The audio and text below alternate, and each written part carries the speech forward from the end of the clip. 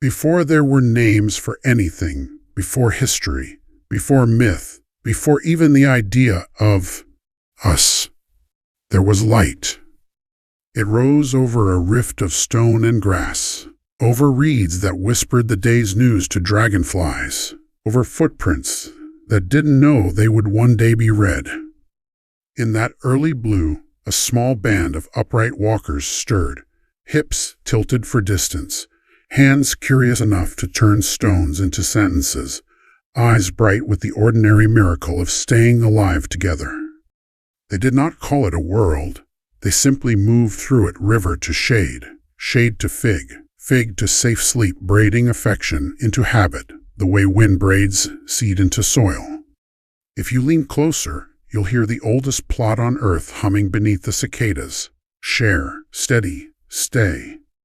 A mother teaching silence at the river's lip. A scar-scored sentinel choosing the edge so others can rest. A child learning balance on a warm ribbon of rock, caught mid-wobble by a hand that arrives before gravity does. We often look for love in declarations. Here, it arrives as logistics. And maybe that's the better hook for our journey. What if the first love story wasn't a thunderbolt, but choreography small, repeated, sturdy enough to carry 3.8 million years? Chapter 1. The First Dawn. Before there were cities, before there were stories, there was light.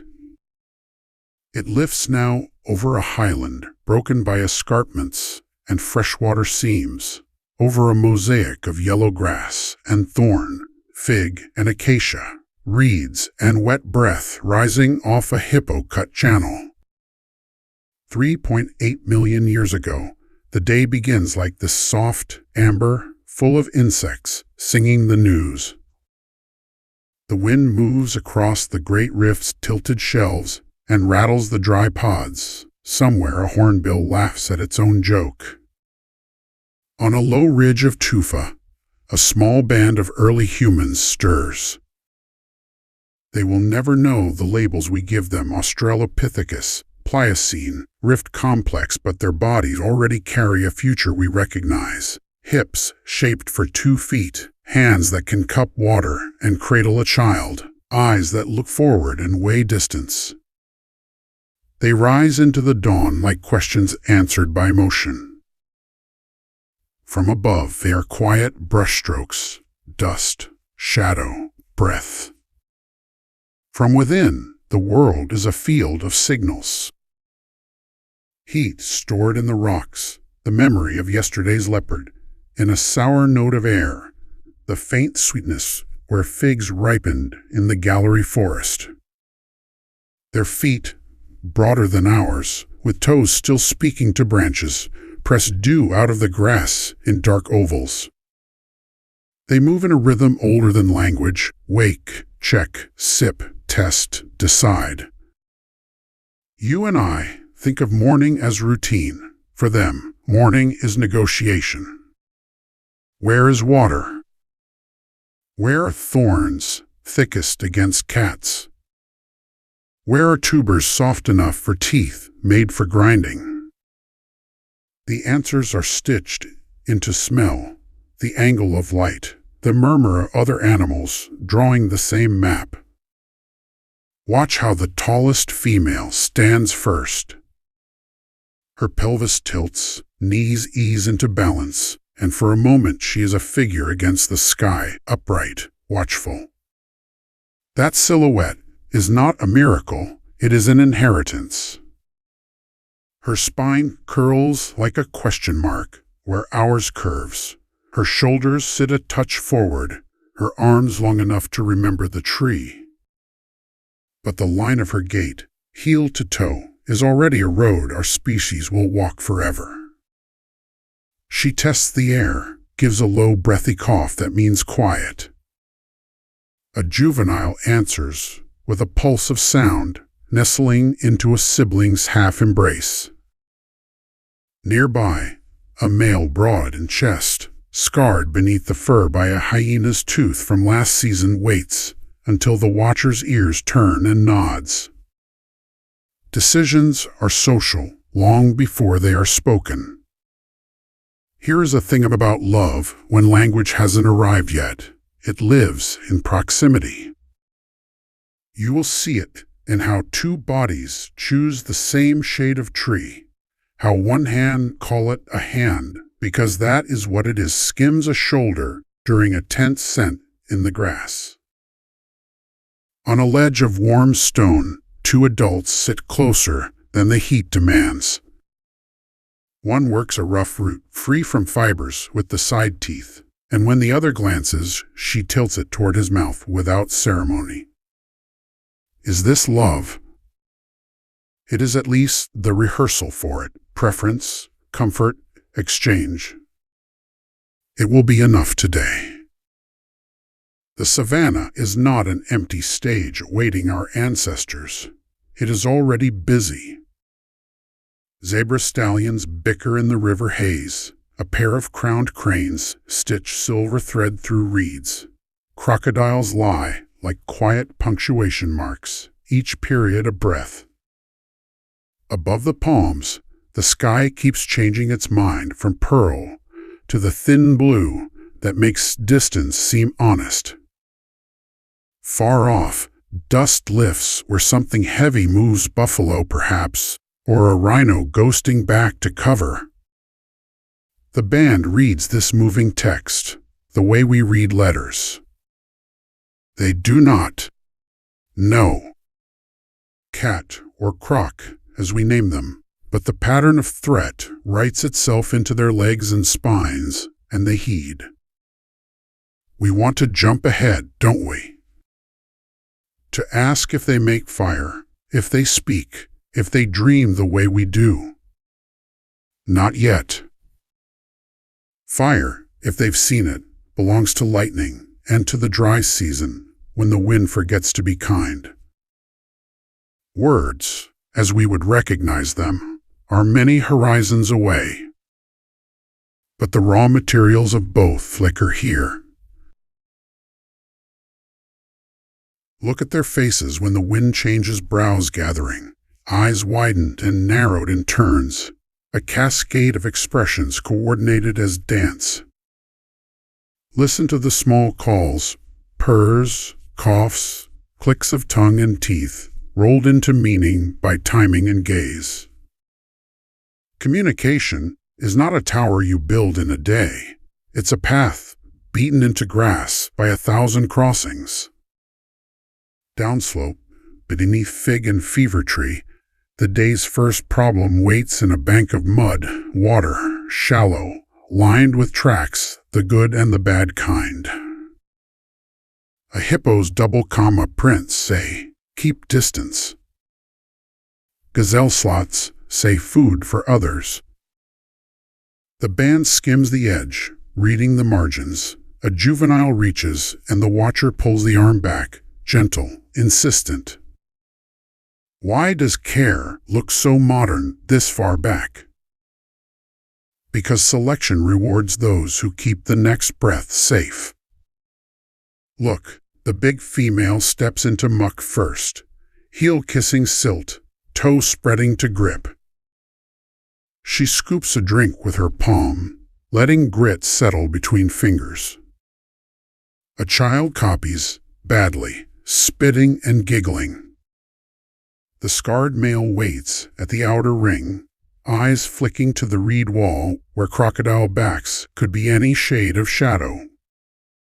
We are seeing a choreography that will replay 1 billion times, risk at the radius, thirst at the core, the littlest learning through play. Where does a love story fit into this? Here, in this small exchange, the tall female notices a thorn buried in the thick skin of her companion's heel. She squats, lips peeling back in concentration, and picks at the barb with nails chipped by tubers. He could pull away. He doesn't. When it loosens, he flexes the foot and exhales, a sound that is not relief as we name it, but close a slackening of everything. He palms her forearm, in a gesture so brief you could miss it.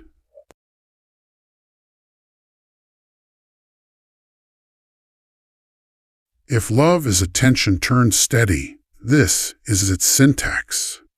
I see your pain. I make it smaller.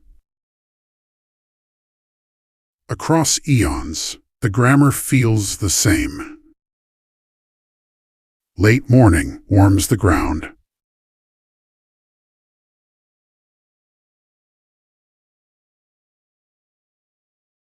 They climb toward a patchwork of shade and sun, where figs stain the soil with sweetness. Baboons are already there, front ranks bristling, backs arched, dog teeth on display. Our band gives space, working the periphery, gathering windfalls, and watching for tussles that might spill fruit. Leaf shade prints dapples over hair and skin. Flies write urgent messages in loops around eyes. Fingers test softness, tongues test sugar, molars grind. Under a low limb, two juveniles invent a game that is also instruction. Step onto a slanted trunk, plant heel and toe. Let hands hover in case the branch lies. Balance is not guaranteed in this world. They practice it on purpose. Across the channel, the gallery forest thins into bright grass ants, building highways, dragonflies writing blue brackets in air. Something new lies near the termites' sun-baked castle, a rib bone, long and clean, dragged into the open by last night's hyenas. The scarred male walks toward it with an angle in his stride.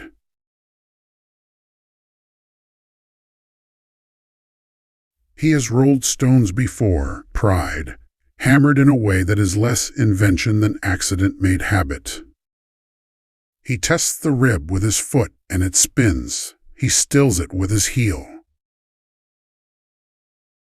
His hand closes around a fist-sized rock, the weight a language he is starting to speak.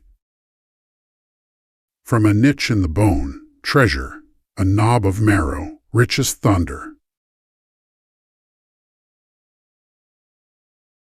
He does not eat first.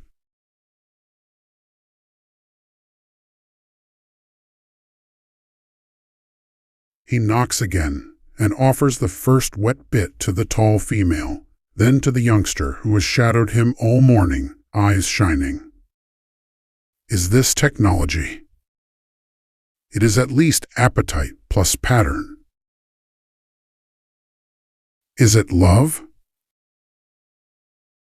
Not in the way poems will later insist, but generosity learns itself in moments like this, and the buddy remembers. You might expect violence at a carcass. Sometimes you would be right.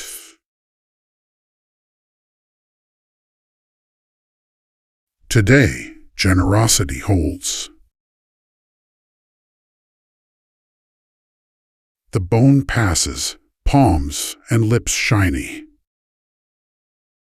When a jackal edges closer, the broad male squares his body to the sun and lets his silhouette grow. He doesn't charge.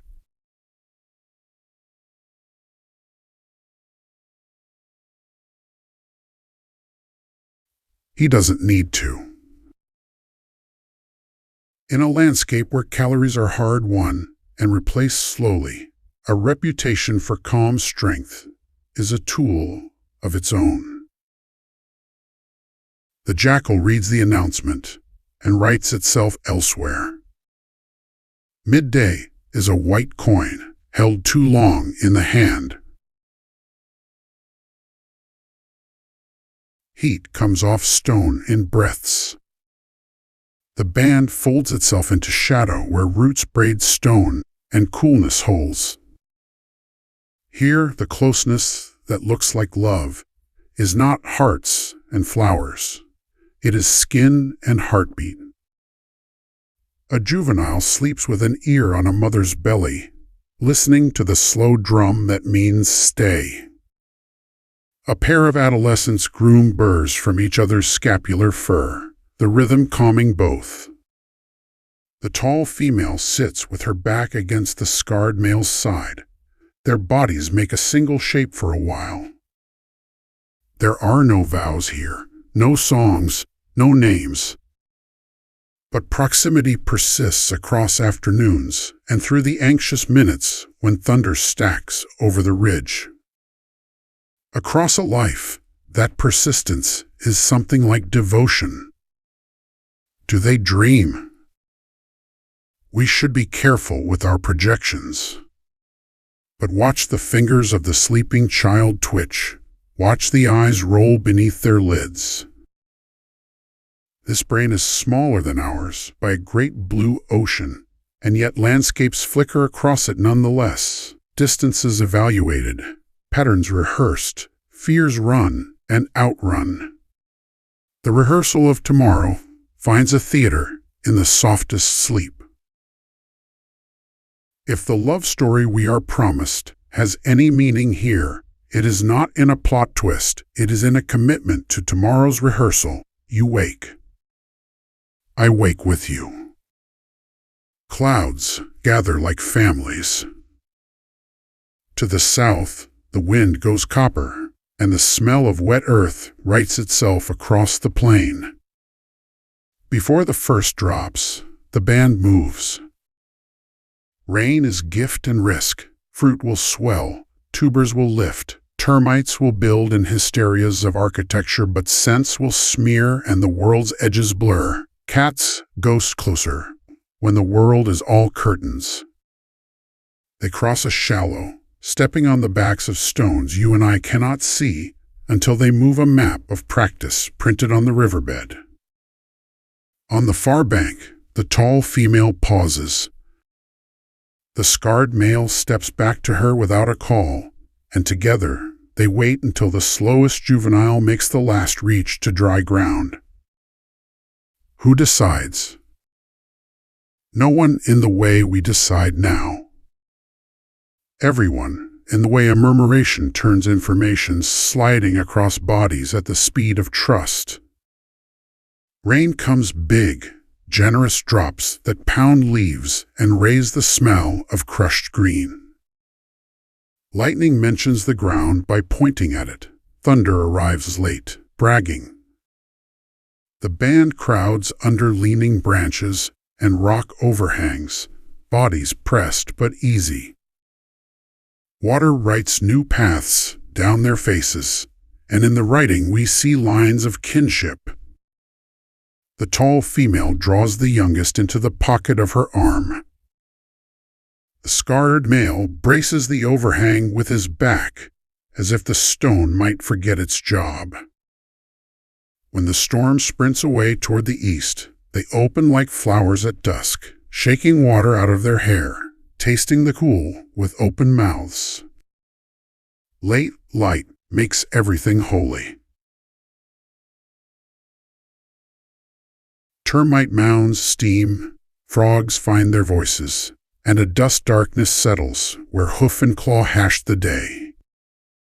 The band climbs to sleeping stone warm from its day-long store, offering a view into gold grass. They do not build a fire. They do not sing. But the slow assembling of bodies into a circle is a kind of architecture, and the little sounds, lips smacking, breath humming, a soft cough that means here compose a music that would comfort any child. If you lean in now, if you watch the distance between two shoulders, you will see the small mathematics of attachment. He dozes, she shifts, in the narrow space where the evening's cool climbs the bone. They fold together again, without thinking. You want to call this love because the shape is familiar. Go ahead. Just remember that for them, love has no grammar beyond closer and stay and share. Remember, too, that this is enough that cross storms and cats and dry months and the lean ache of late season.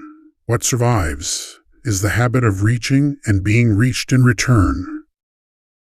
Night arrives from the ground up. The sky darkens last, grudgingly, and hangs the first stars above the rifts cut like small, patient fires nobody owns. Hyenas sound their arithmetic somewhere beyond the thorn. A nightjar repeats the oldest lullaby in the first-person singular. Our band is quiet. Tomorrow we'll ask the same questions and a few new ones.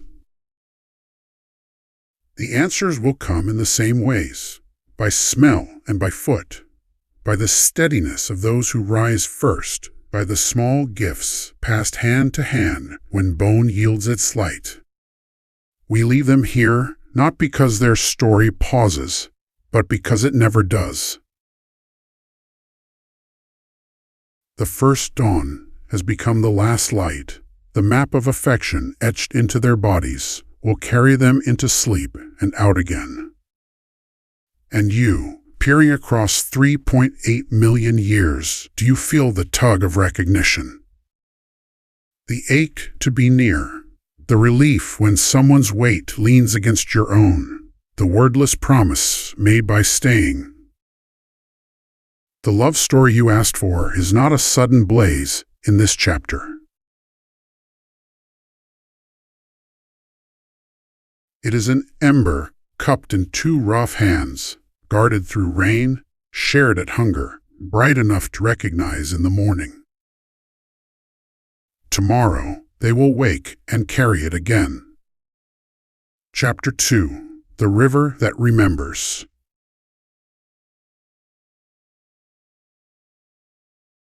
Before language, there is water.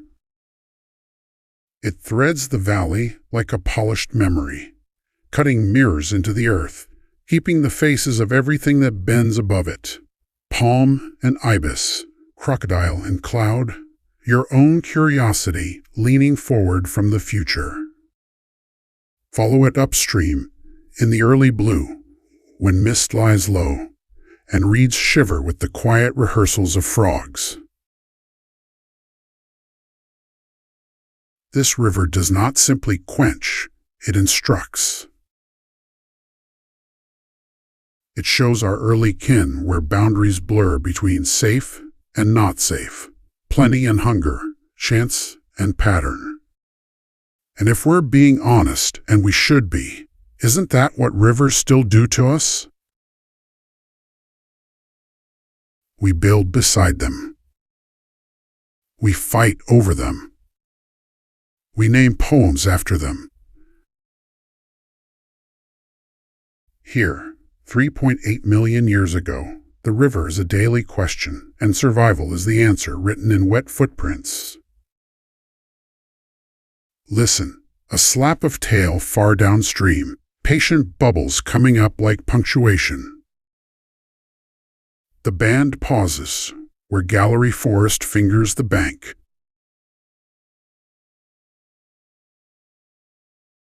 They smell what you and I would miss: the warm iron thread of hippo, the sour coin of croc, the crushed sweet drift of overripe figs. The tall female tests the rushes with a toe.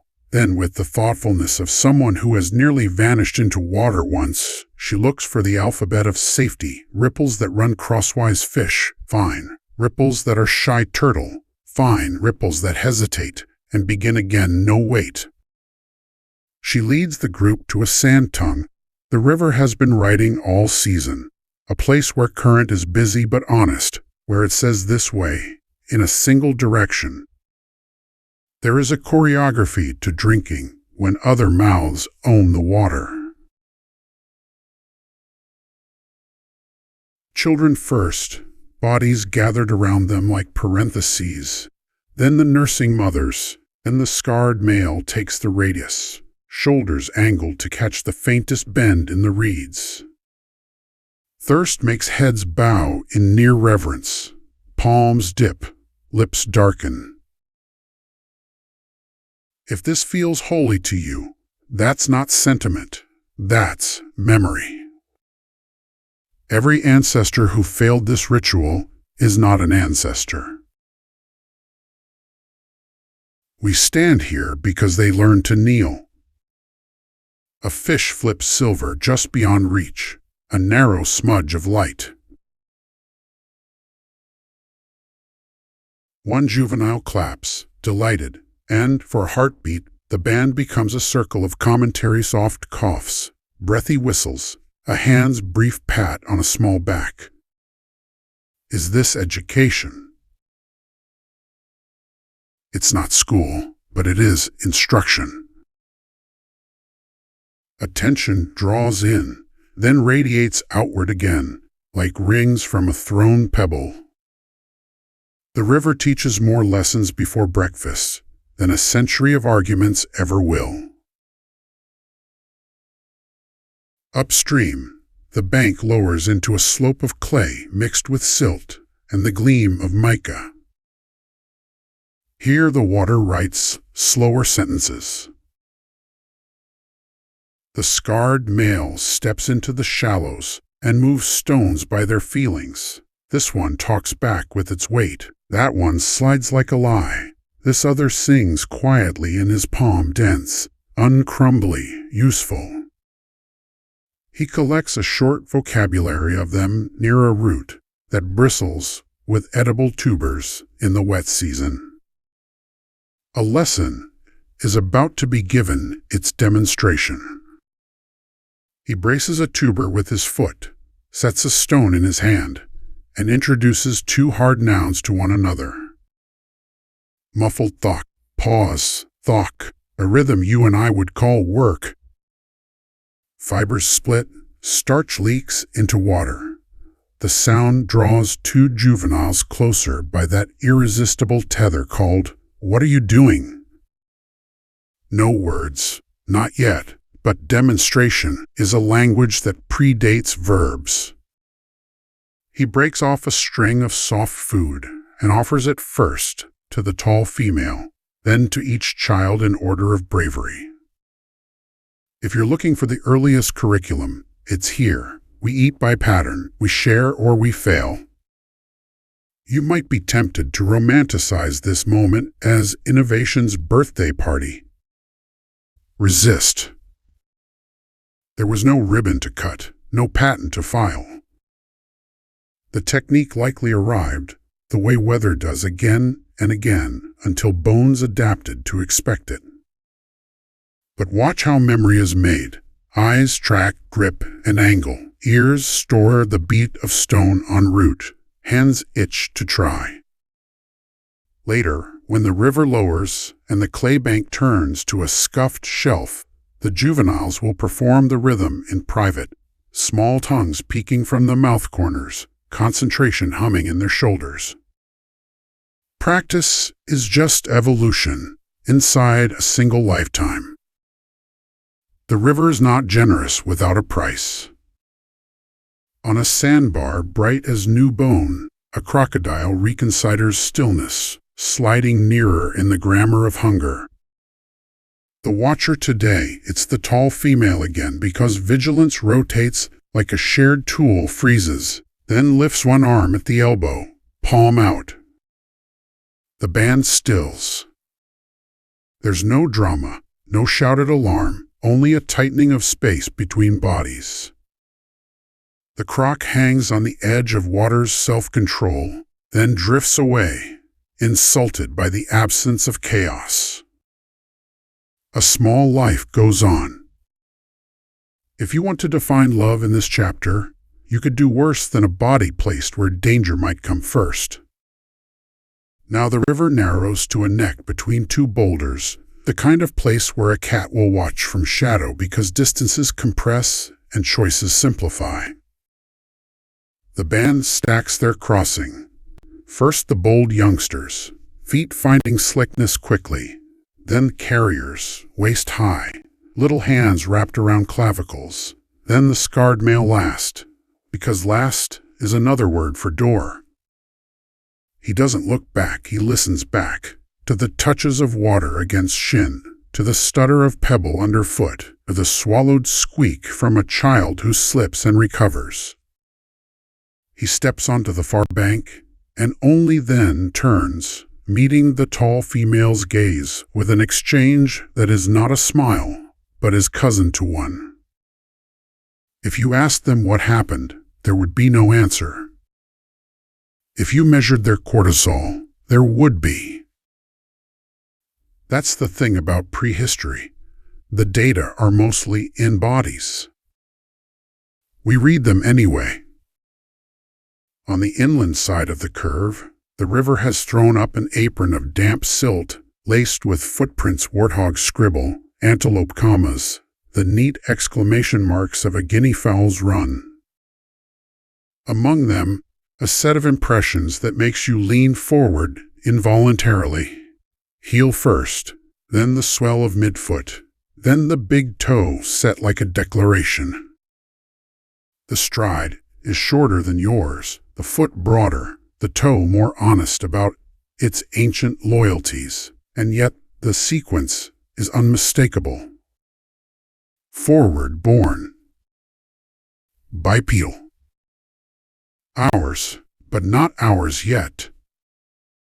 The tall female places her foot almost exactly in the same print, not because she knows she is placing herself into a record we will one day frame on lab walls, but because following certainty undercuts risk. She looks up, and across the silt, the scarred male mirrors the motion with a track of his own. Between them, a juvenile hops steps and manages to smear 3 impressions into one exuberant ellipsis. The river will mend this clumsy sentence with a night's quiet breathing. We will arrive millions of years late, read it anyway, and call it evidence. Are we wrong? No. But we are, as ever, sentimental about the things that look like us. Midday, heat presses the reeds to silence. The band withdraws to a bend where the bank throws a brief shade, and the river has eaten back a mouthful of earth, leaving roots exposed, like the ribs of a half-buried animal. Here, someone long ago taught someone to dig for the pale loops of river yam. The tall female braces with her heels, curls her fingers into hooks, and pulls. River mud varnishes forearms, the smell green metallic, clean rot pours over the scene. A juvenile beside her copies badly, excavating more enthusiasm than food. The scarred male returns to his stone words, splitting the yam into speakable pieces. This is not romance by any modern measurement. But think of how many I love yous are hidden in, I'll take the hard bit, you feed the children first. The river is also a seam that gathers lives into a single frame. Watch what arrives, because water does. A marabou stork performs its awkward punctuation on the far bar, unlovely as a footnote and twice as important. A pair of vervet monkeys scamper to the edge of their courage, looking for news and inadvertently providing it eyes up, shoulders stiff, the full body question mark that means maybe a cat. A mat of tiny blue dragonflies lays neon parentheses along the rushes. A wedge of geese stitches the sky shut and leaves it open again. Our band sits within this moving paragraph and edits their afternoon accordingly. No long forays into open grass, more time under cover, ears tuned to the geese's repetition of wind. You want the fourth wall, aside. Here, we are forever tempted to make the river a mirror for ourselves: love, baptism, renewal. Those metaphors are not wrong, but for our Pliocene kin, the river is first a toolkit: water to drink, clay to cool a foot or seal a cut, reed stems to weave quick shade, stones for cracking, fish to spear when chance pins them against the bank, crocodiles to honor with distance. And yes, a corridor where two bodies learn to keep pace with one another so well that their separate shadows blend as they walk. That last one sounds like literature. It's also field biology. Two individuals who coordinate save energy, lower risk, and raise the odds that their offspring will reach an age when curiosity is rewarded more often than punished. Love, when language arrives, will borrow from that arithmetic. Late afternoon spins gold onto the surface. A wind comes from the escarpment smelling of rain that will not reach the valley today. The band moves again, upstream toward a side channel that dries to memory in the lean months. Now it is a ribbon, wide enough to hold a secret. At its bend, the scarred male finds what hyenas left, a pelvis scoured of meat, but still bright with grease in the places knuckle and tongue missed. He tips it, taps it, weighs it in the hand he has been teaching all day.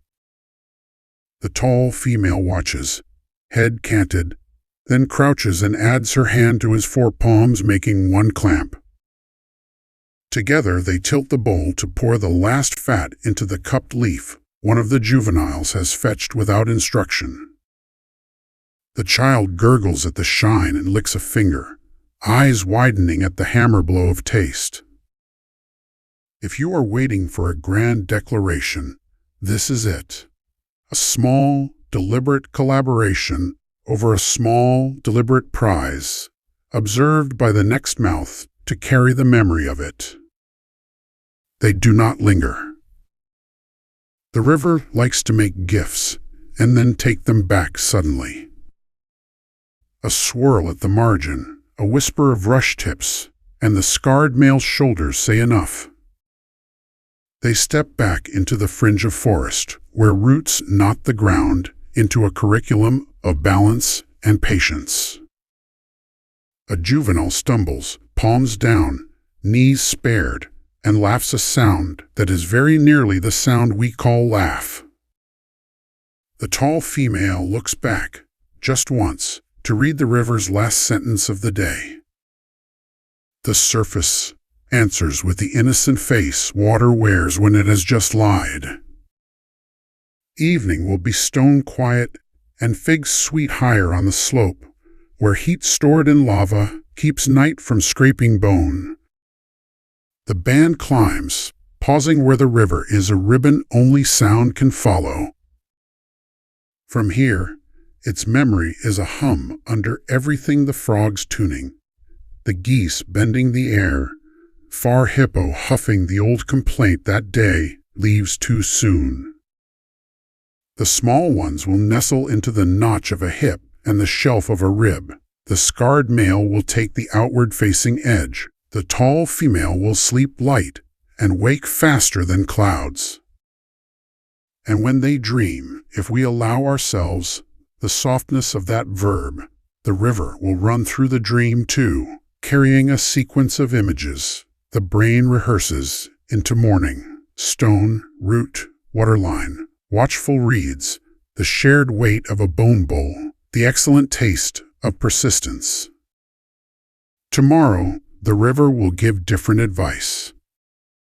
That is its habit. But tonight, as first stars spill, and something like relief loosens their shoulders, the band has learned what they needed to learn. Where the bank is honest, where the shade is worth the insects, which stones make better words, when to step, when to wait, and how to keep one another near while crossing a thing that remembers everything. If you want a love line to close the chapter, take this one. Two sets of footprints pressed into damp silt, parallel for a dozen paces, diverging to skirt a thorn, then meeting again as if the ground itself had invited them back together. The river will smooth those prints by morning. We won't see them, but the bodies that made them will carry the habit forward, and, in a few million years, someone will stand on another bank and feel, inexplicably, that walking side by side makes the world less sharp. Chapter 3. The Stone and the Shadow. Morning thins into noon, and noon spills toward the long, honey-colored hours when shadows stretch their fingers and everything grass, bone, intent becomes twice itself. If dawn was about awakening and the river about remembering, this chapter belongs to tools and to the quiet theater of danger, the stone and the shadow.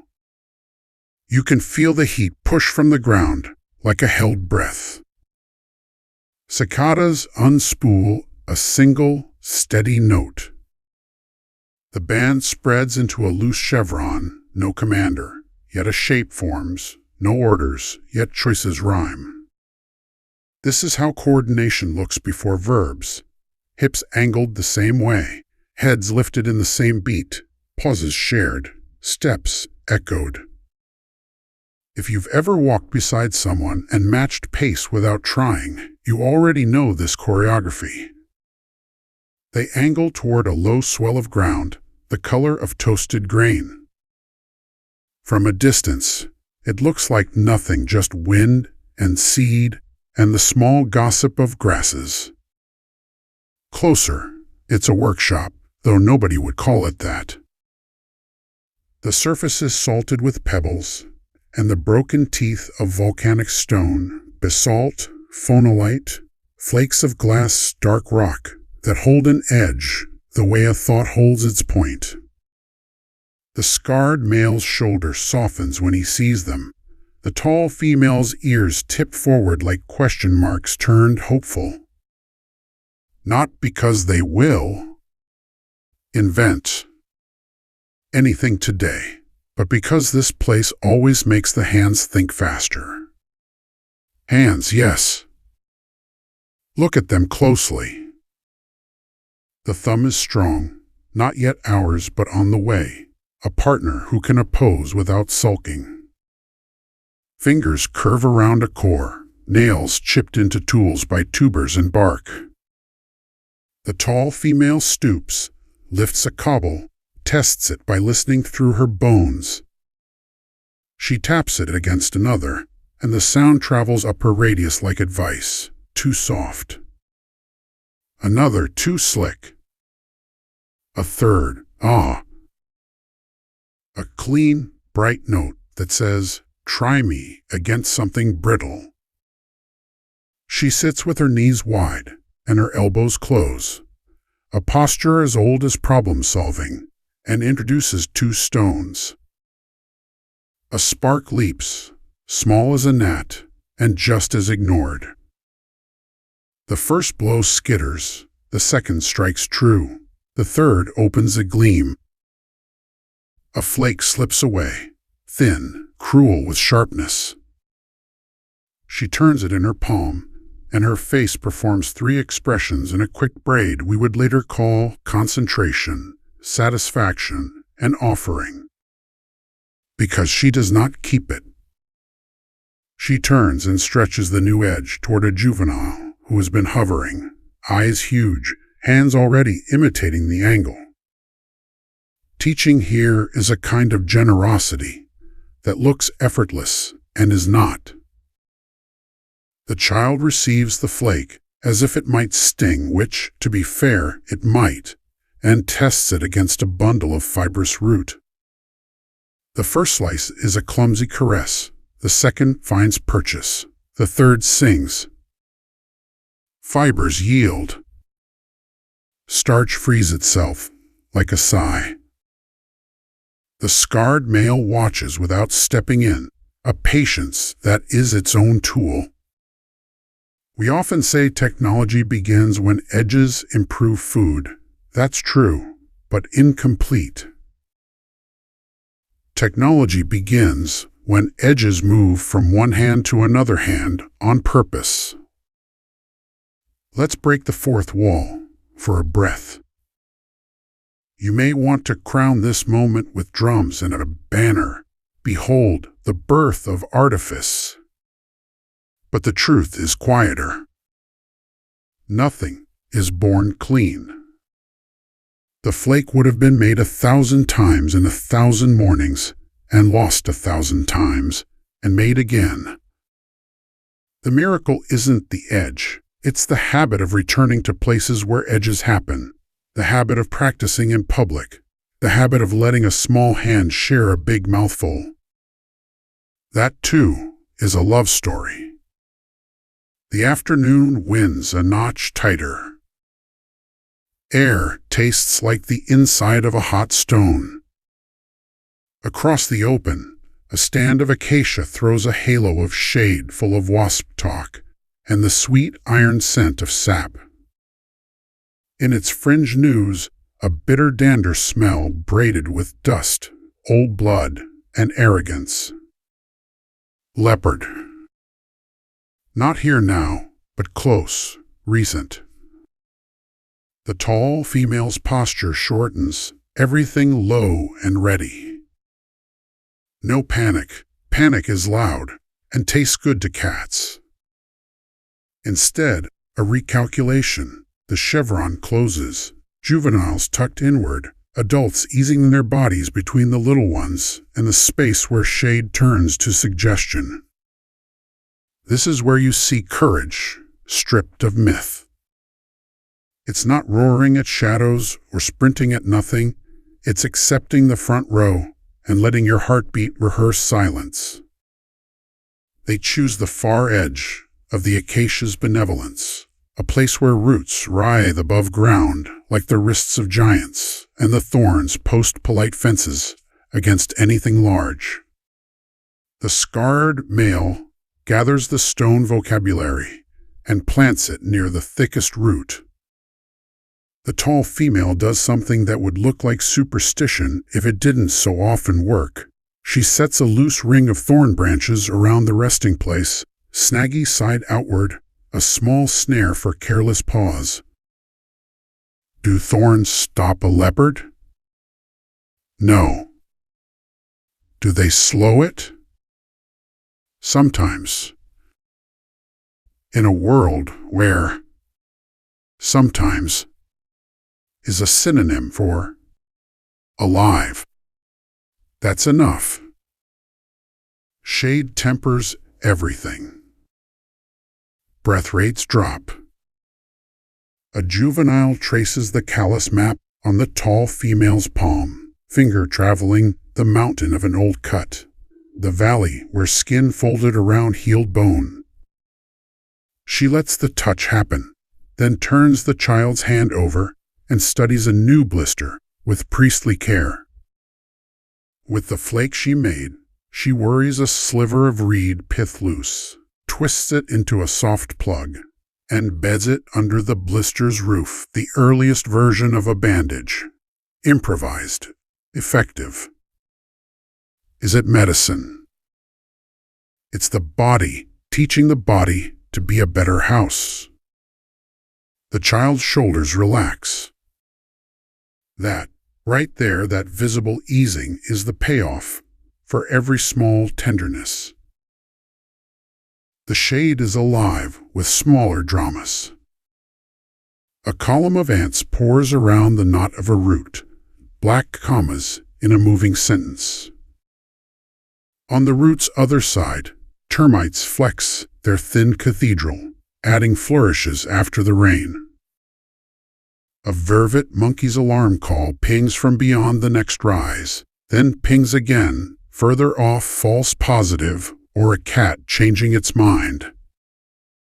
A pair of hornbills lands above the thorn ring, craning their improbable bills like scholars nodding over a text only they can see. Under it all, sound you don't often notice unless you're very still, the tick of cooling stone, the dry whisper of grass exchanging secrets with the wind, the belly song of someone whose hunger is patient but articulate. We could stay in the shade all day, but afternoon is when the light begins to argue for movement again, and movement is where a story finds its verbs. The band rises when the sun has tilted enough to soften the ground's glare. They leave the thorn ring like a punctuation mark, their brief period in the paragraph of this place, and angle toward a slope littered with fig shadows. Halfway there, the world edits itself.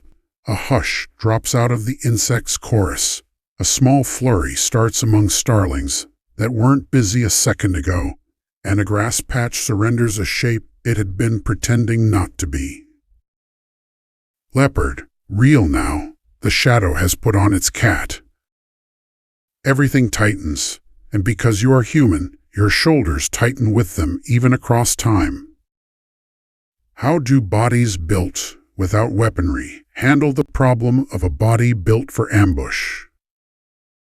Not with heroics. Those make ancestors briefly famous and rapidly hypothetical.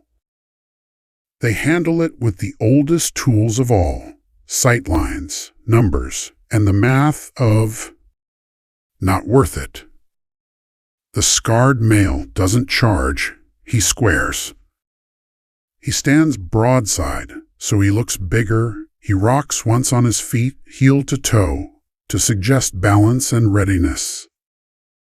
The tall female steps 3 paces sideways to widen the band's footprint without lengthening the distance between her and the juveniles. Another adult coughs once, the sound that is not panic but punctuation, we see you. The leopard is everything it has been designed to be: coiled, elegant, uninterested in their dignity. It tests approach with a 3-beat glide, then bails out of the equation when the numbers fail. Too many eyes, too many angles, better deer tomorrow. It departs the way danger loves to depart casually, as if it had somewhere else to be anyway. What do the bodies do with the aftermath? They do what yours has done. After a narrowly missed car, a nearly dropped child, a almost fall on slick steps, they shake. Small, barely visible tremors that discharge the debt adrenaline demanded. The tall female lets a shiver run, then makes a noise that's nothing and everything a breath pushed through her lips in a slow ribbon. The juveniles copy without knowing they are doing it. Regulation by imitation. The nervous system learns calm by standing next to it. If you're cataloging early love languages, add this one: I'll hold steady until you can. They move again, not triumphantly, there's nothing to win, not shamefully, there's nothing to lose, but with the practical grace of creatures who have met a problem and held their ground. Under the figs, the air is 5 degrees kinder. Fruit dots the ground like dropped coins.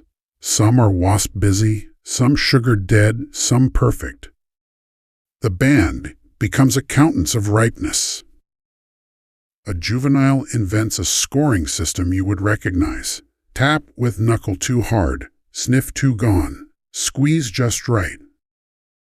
The tall female bites, and then, the way she did with marrow and yam, hands first sweetness to the smallest mouths.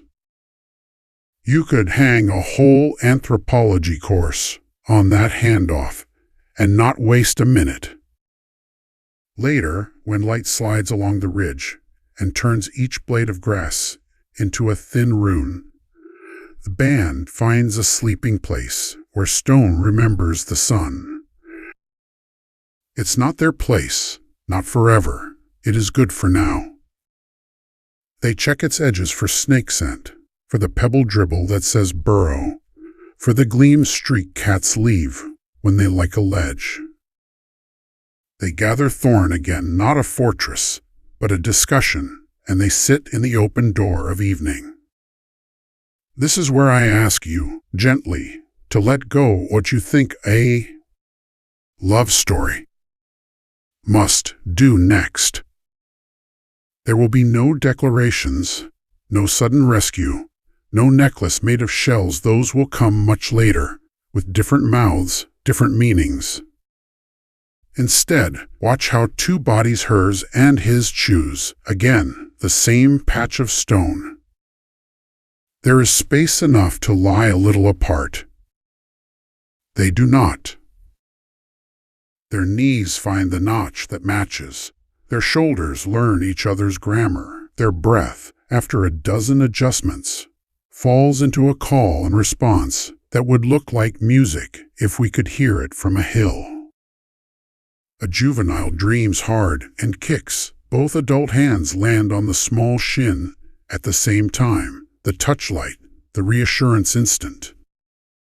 If you have ever drifted towards sleep and felt another's hand find you in that warm nowhere between words, you have read this page already. Night writes with few letters. Hyenas sound their sums. An owl stitches the dark to itself. Far away, thunder clears its throat for a speech it may not give. Our band, small in the ledger of stars, keeps its own tally. Who is inside the ring? Who takes the edge, where the stone is warmest, whether the breeze tells the truth? In that tally sits a kind of devotion, not the future's poetic kind, but the present's muscular version, made of repetition and proximity. I will wake when you startle. I will put my body between you and the first thing that comes. I will share the good edges and the good shade and the good fruit. I will show you how a stone becomes a sentence, and I will stand still while you learn to speak it. Tomorrow, the shadow will try again. The river will change its mind. The workshop will scatter new glints for new hands.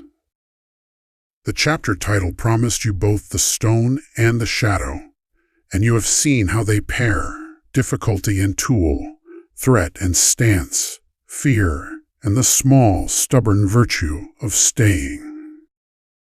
If you want a closing image, take this. In the last sliver of light, the tall female lifts the flake she made and sets it on a small ridge of rock where morning will find it.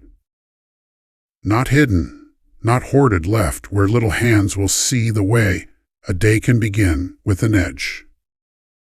And you still here, still leaning forward, do you recognize the shape of this love? It's not the kind that makes bards sing. It's the kind that makes tomorrow possible. It looks like a thorn ring and a shared bone, a slowed breath after a scare, a tool placed where someone else can reach it. 3.8 million years is a long time to wait for a love letter. But sometimes the letter is a footprint beside yours, dried in the same sun, pointing the same way. Chapter 4. The Day the Wind Changed. At first it is only a rumor on the skin, a cooler thread sliding under the day's heat, a scent with edges you can't quite name. Then the light tilts, and the flies quit their quarrel, and the grass leans as if listening. In the rift, seasons do not arrive with calendars. They negotiate their entrance with wind. Today the wind comes from high country, tasting of distance and stone. Our band feels it the way you feel a room change when a door opens somewhere out of sight. Hair lifts, shoulders recalibrate, attention gathers at the margins.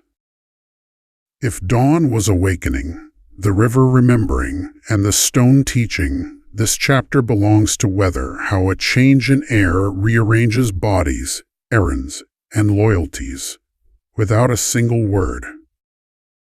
Morning has been good, figs sweet, yam generous, the leopard dissuaded by numbers and angles, a flake left where small hands will find it. But the wind's new story cooler, carrying the dry resin perfume of highland heaths, means the next questions live further upslope. The tall female rises first, as she often does when the world edits itself. She taste tests the breeze with an open mouth, an old mammal trick that turns scent into something like thought. Her spine draws straighter. A low cough, soft as the friction of two leaves, moves through the group like a polite bell. They stand, they gather, they face the new sentence together. You will notice this again and again. There is no vote, no speech, and yet consensus appears. Hips pivot the same way, heels find the same slope, juveniles drift inward, and adults reshape the band until it holds both curiosity and caution. If you've ever fallen into step with a friend when a city street narrows, you felt the same algorithm, social physics humming along the bones. We do not lose this when language arrives. We only add subtitles. They take the long slant toward a saddle in the ridge, where zebra have clipped the grass to a sheen. The ground is a ledger of last night's traffic, antelope commas, hyena parentheses, a lone rhino's blunt signature, and among them a sentence that makes the breath pause. The tidy, forward prints of two other hominins crossing hours earlier, one larger, one small. The smaller stepping into the larger's softened heel. The tall female tests a print with her toes and reads what matters, edges still sharp, no overlay of dew collapse. Close. The scarred male's nostrils flex, a hint of skin and sun and the faint grease of crushed seeds. Others, like them, just ahead and up. The band does not hurry. Haste erases options. But there is a brightness in their movement now, a lift that belongs to the oldest social pull on Earth. Where we are is survivable, where we could be might be better, especially if the ones ahead chose it too. Wind does a generous thing. As they climb, it takes their scent and teaches it to vanish.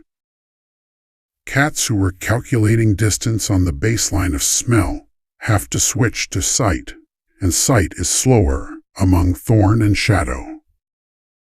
The band spreads into an upstream chevron.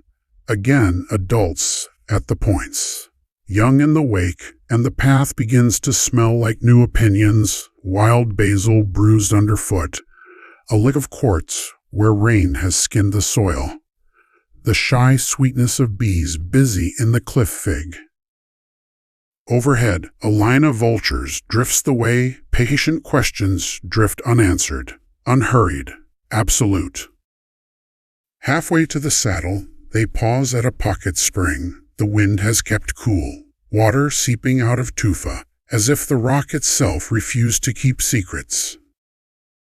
The place is a small miracle, reed shade in a bowl of warmth, the soft slap of seep against stone, dragonflies stitching blue brackets in the air. Thirst becomes a quiet liturgy. Hands scoop, lips darken, splashes fall back like promises. A juvenile imitates the tall female's habit of letting grit settle in the cup of her palm before sipping. He swallows a mouthful too eager, coughs, blinks, tries again slower. A lesson lands without a lecture. If you're collecting early scenes of care, pin this one here with the others. A hand showing pace, a throat learning yes. The wind brings other travelers. A pair of klipspringers bound across boulders with the lightness of grammar done right up. Pause, look, up again. Far below, a dust flag rises, where buffalo are editing the grass. Closer, a ribbon of army ants flows across the path like a living belt of punctuation. The scarred male steers the juveniles around the pulse, respect, not fear. Everything that has survived here wears a little respect around its ankles. At the saddle, the valley opens like a book suddenly turned sideways, page after page of bronze grass, ink, dark threads of gallery forest, the quick white scratch of a distant river flashing its spine to the sun. Another breeze lifts, colder now, and rolls through the band with the crisp smell of rain that fell somewhere else hours ago. The tall female closes her eyes and faces into it, hair lifting in small banners, face relaxing the way faces do when a headache admits defeat. Beside her, the scarred male mirrors the posture without needing to see what she is doing. This echoing is not romance as our stories tell it. It is coordination, empathy's mechanical cousin. Yet try telling the body there is no love in a moment where two heads lift together to breathe the same cool air.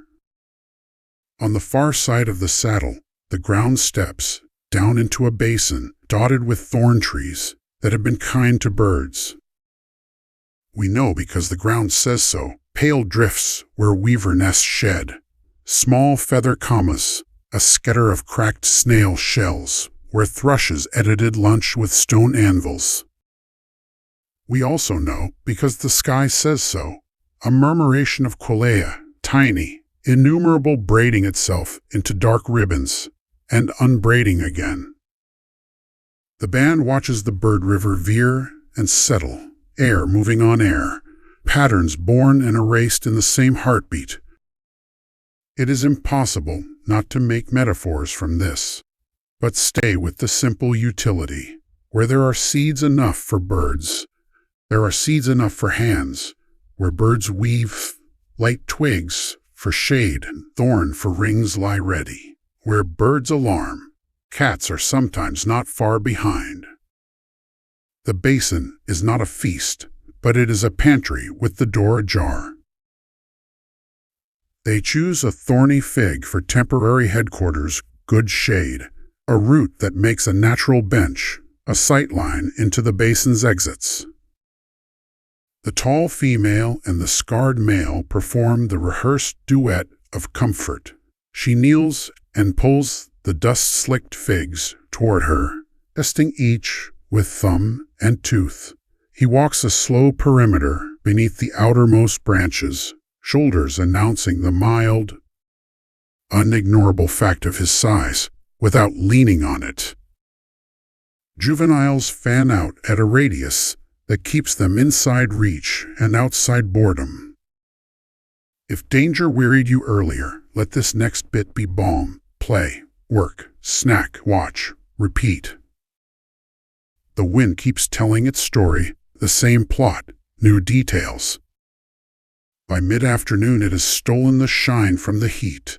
By late afternoon it drags a cloud shadow across the basin, like a dark hand stroking fur backward.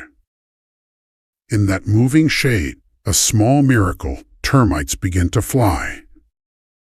The first elates stagger out of their thin-walled doors with the panic and glee of anything newly winged, silver beige triangles catching light, jittering upward in a blizzard so soft it sounds like rain that can't find itself. The basin changes temperature, the air changes flavor. Our band changes too.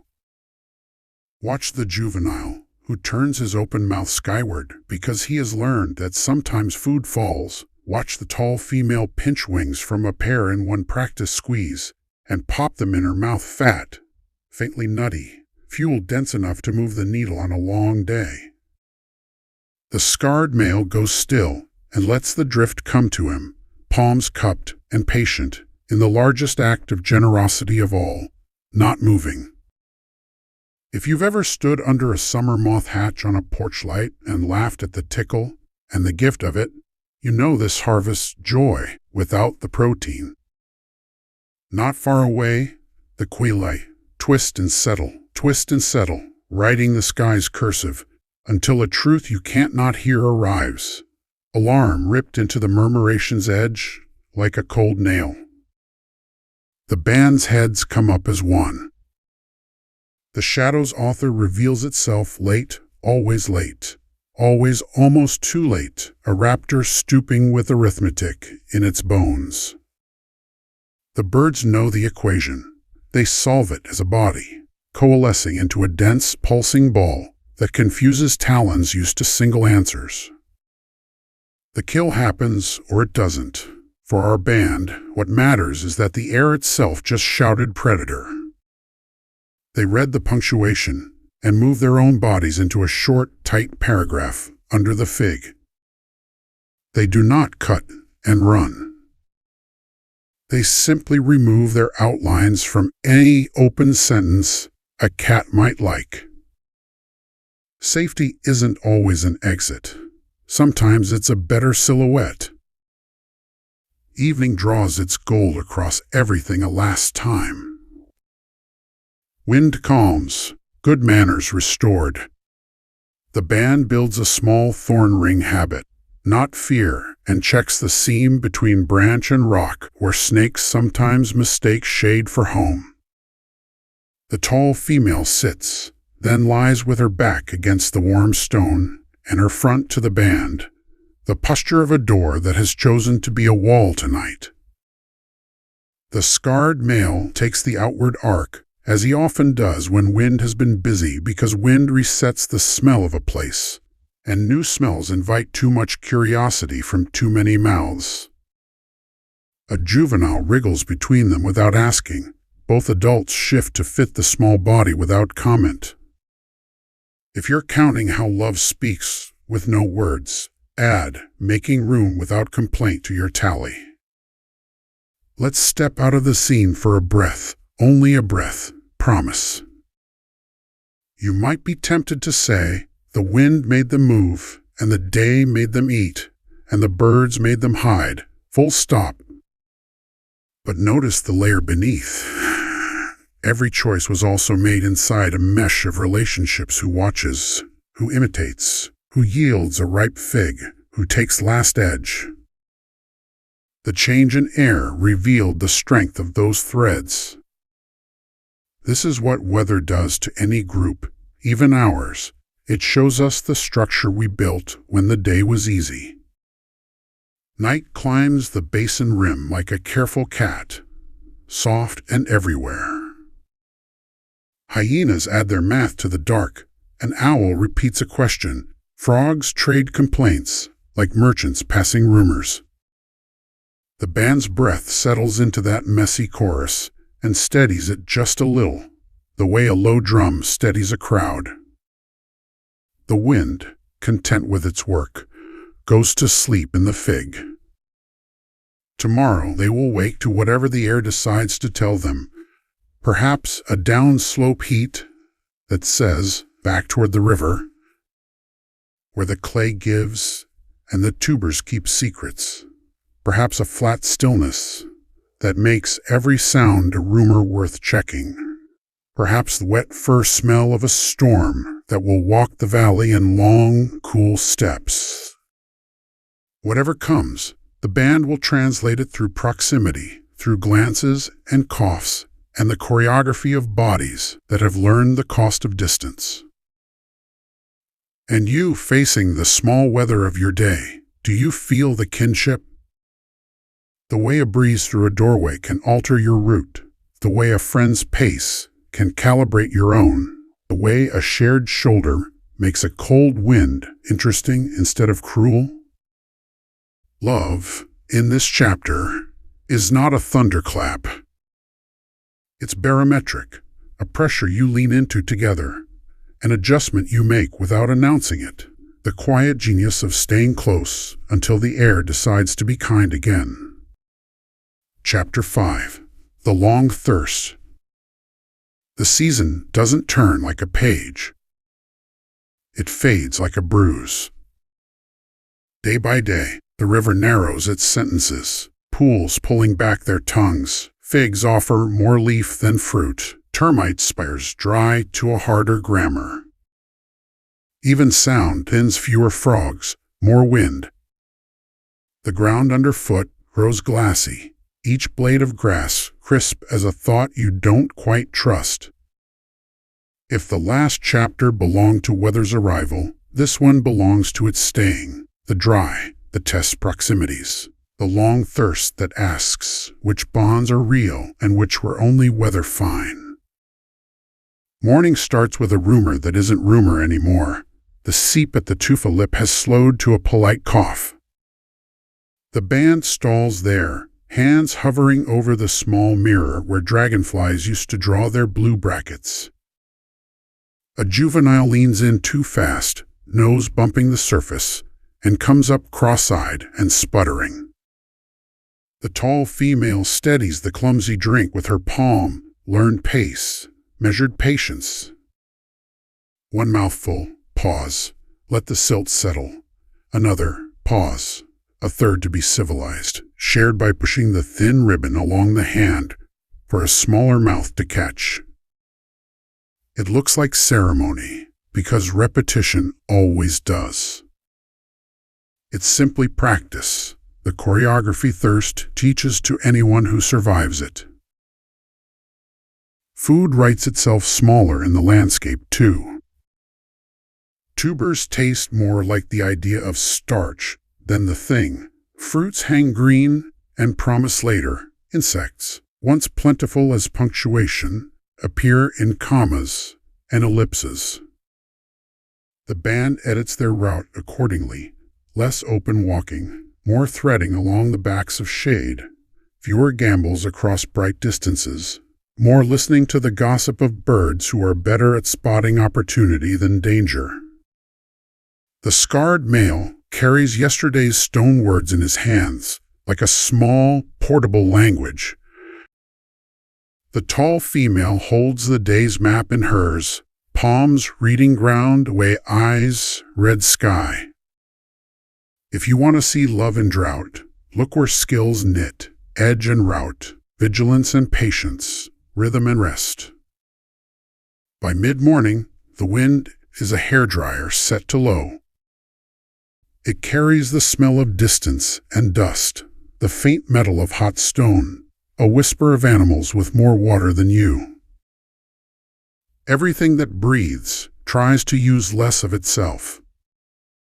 Under a thorn tree, the band adopts the postures of economy, knees bent, bellies soft against rock that remembers dawn's cool, mouths closed to hoard moisture, eyelids lowered in slow blinks that aren't sleep so much as negotiation.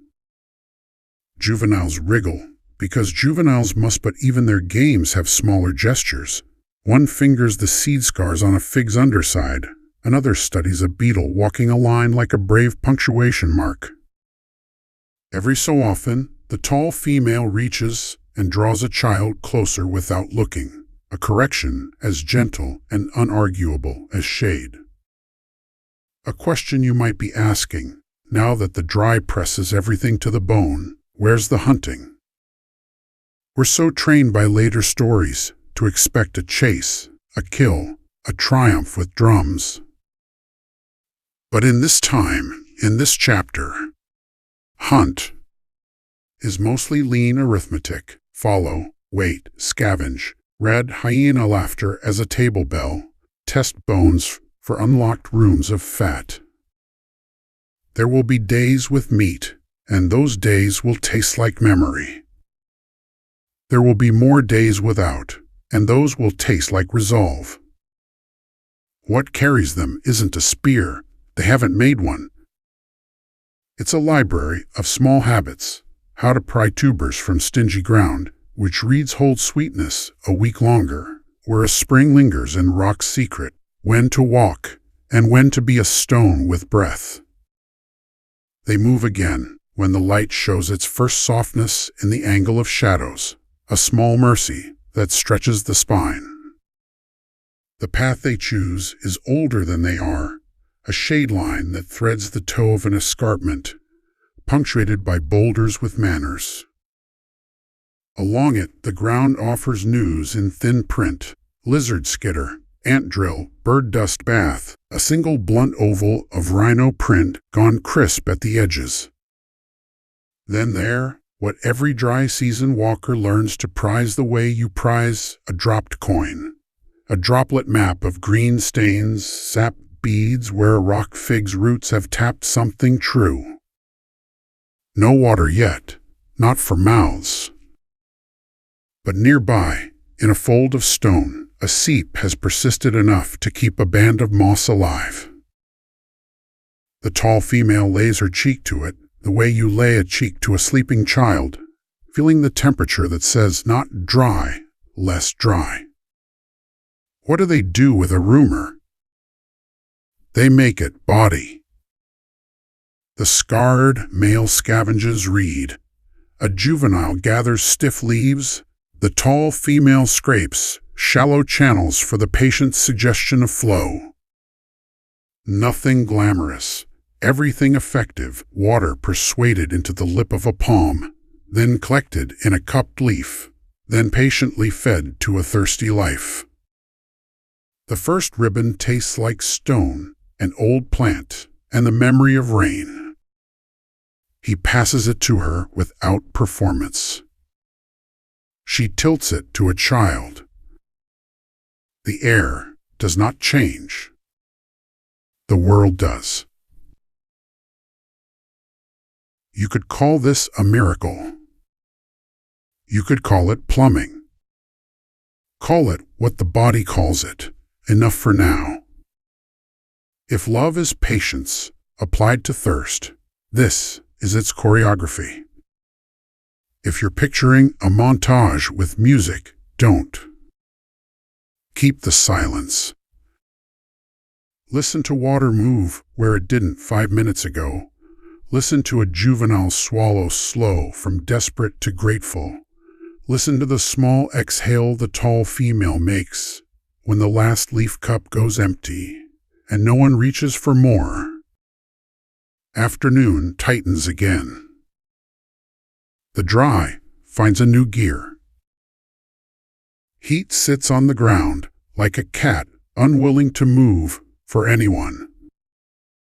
The band leaves the cobbled seep and aims for a basalt shelf they have used on other mean days, a place that holds shadow late and casts a stern look at the valley floor. On the way, the tall female spots something that isn't quite something yet, a bush of cumin, scented resin shrubs with leaves that keep their gloss, even when the world forgets how. She pauses, pinches a leaf, rubs it along a juvenile's cracked lower lip. The child licks and makes a face that is 90% surprise, 10% insulted by relief. The plant's slickness buys time against the sting of air. That's medicine's first grammar, less worse now.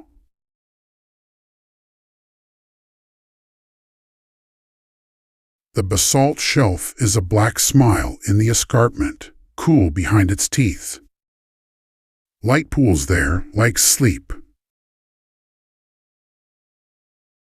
The band takes the shelf the way careworn travelers take a motel room, checking corners, approving the honest cracks, assigning the edge to the one who most reliably wakes when others sigh.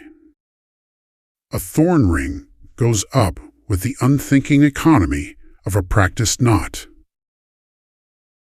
The scarred male sets the day's stones beside a child's shoulder, close enough to be seen first in morning. The tall female lies on her side with her spine curved like a comma, and her knees a bracket for two smaller bodies. It is not extravagant.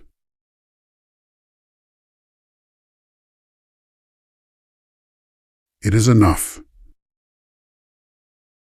The dry season has another test, tucked into its pocket, irritability.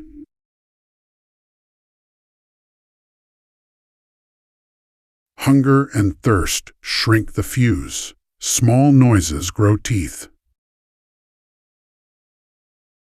This is where bonds either hold or fray.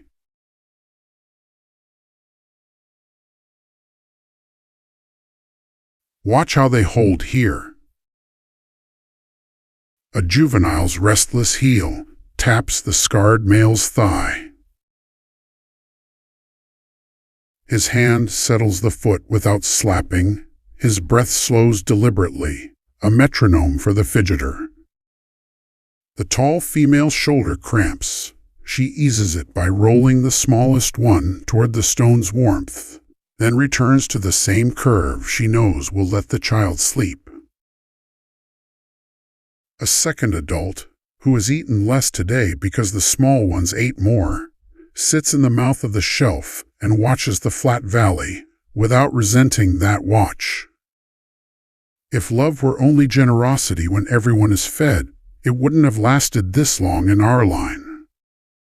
You might want a grand gesture, here a rescue, a feast, a storm breaking like forgiveness. But dry seasons mostly end with a whisper, not a drum. Until then, the grandness is in repetition, water coaxed with leaves, a tongue run over cracked lips to learn the day's damage, spooning without spoons, the walking that doesn't panic, and the resting that doesn't sulk. Storytellers later will sing of lions and spears. This chapter's heroes are patience and shade. Evening brings the smallest kindnesses first. Air loses its bite. Far off, the geese try a braid of calls that sounds like a promise if you're merciful to your own hope. Closer, a nightjar takes up a position on a rock and saws the dusk in half with the old song. The band answers with breath and the tiny commentary bodies make when they settle. A sigh, a half cough, a foot rub along a calf. The basalt releases its cache of cool up into skin. Muscles, so vigilant all day, remember to believe in tomorrow. Belief is not a thought here.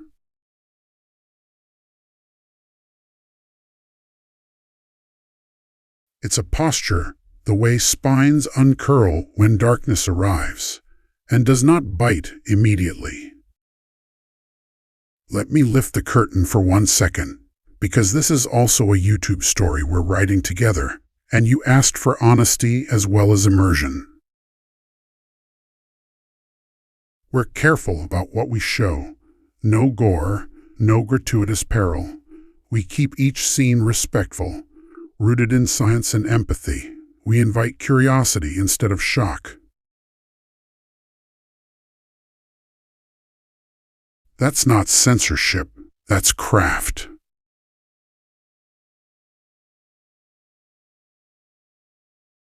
The dry season is dramatic enough without fireworks. The stakes are high when the camera stays on hands and breath.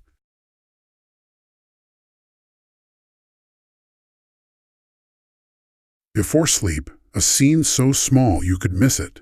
The tall female shifts by finger widths only, inching her shoulder under a juvenile's head where it has slid off the stone.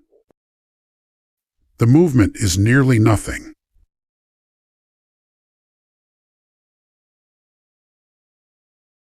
Its meaning is nearly everything. She chooses discomfort so another body won't wake crying.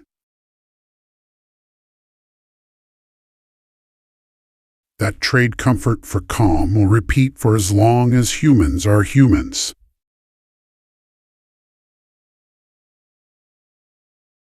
If you want the evolutionary argument, it's tidy. Groups that soothe sleep keep energy for tomorrow. If you want the love story, it's even tidier. I'll hurt a little so you won't. Sleep.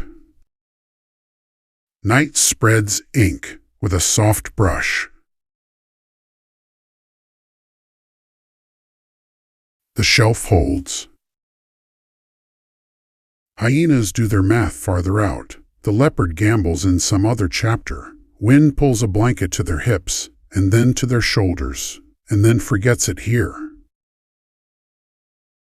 Under the slow churn of stars, the band's outlines soften into one shape with a few small rises and falls. Tomorrow, the seep may have more to say. A fig might ripen overnight and let go. The stones will still be where big hands put them for small ones to find. And the long thirst will keep asking its question, what are you to one another when there isn't much?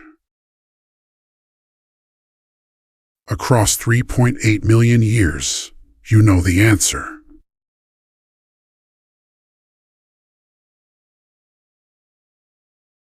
You have lived it in waiting rooms and hot buses, in long summers with too many bills, and in winters that made the house speak. You made tea with the last bag.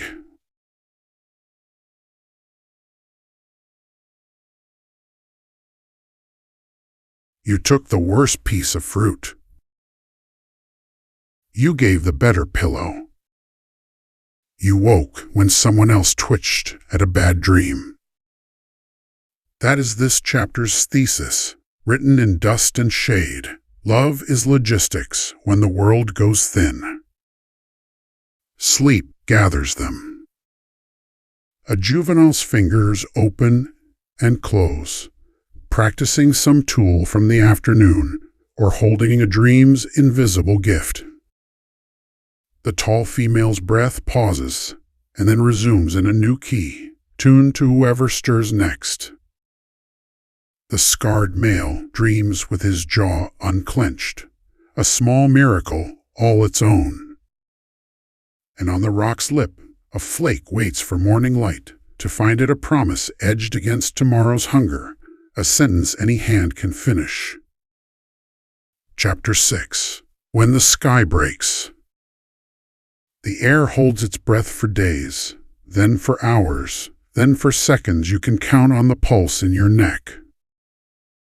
The rift is a bowl under a lid. Every smell in it thickens dust, old sap, patient animals, the cold iron of distant stone, and then, at last, the lid tips. Light softens as if a hand has pressed it. Insects go to ground with the universal good sense of small lives, and wine arrives from everywhere at once, tasting like tin and mint and the rumor of forgiveness. If Chapter 5 was the long thirst, this is the answer that does not apologize for being late. When the sky breaks, it doesn't ask, it insists. The first drop is a drumstick on a leaf, a single syllable the whole valley understands. Then a handful. Then the long, clean sentence of rain-fat drops, made of the same water that lived yesterday, as river, last month as mist, last year as snowlight on a far peak, or... The band looks up with faces we will recognize in every age, surprise turning to relief, relief turning to hunger for the sound itself. They gather under a fig that never learned to be humble, its branches rehearsing generosity. The scarred male extends a hand and lets rain fill the cup of his palm. The tall female tilts her head back and drinks straight from the sky in small, respectful sips, as if she remembers thirst's manners. You can smell the world righting itself, new dust lifted and politely carried off, resin waking in thorn, the mineral cheerfulness of wet rock. Frogs rehearse, badly at first, then hit their note and keep it. A nightjar, confused by the noon dark, gives one introductory cough, and thinks better of it. The juveniles try to catch drops on their tongues, then escalate to a rain game that has existed forever, run from bare patch to bare patch, and pretend the wet only counts if it lands while you laugh. It looks like joy, because it is. And though we will keep our YouTube promises, no harsh peril, no shock for shock's sake, let's allow this storm to be loud. Some scenes are safe to let roar. Rain changes time. Things that took weeks happen in minutes. Dust turns to paste underfoot. Termite palaces flex and grow the way tall cities do in speculative drawings. Seeds that looked like punctuation marks decide to be nouns again. The band changes with it. The tall female squats and rubs her hands in a shallow puddle until the mud slicks into something useful, then smears it over a tender scrape on a juvenile's shin. The child squeals, half protest, half delight, and then holds still because the cold feels like medicine, and because the tall female's face has the same faraway concentration she has when she edges a flake from a cobble.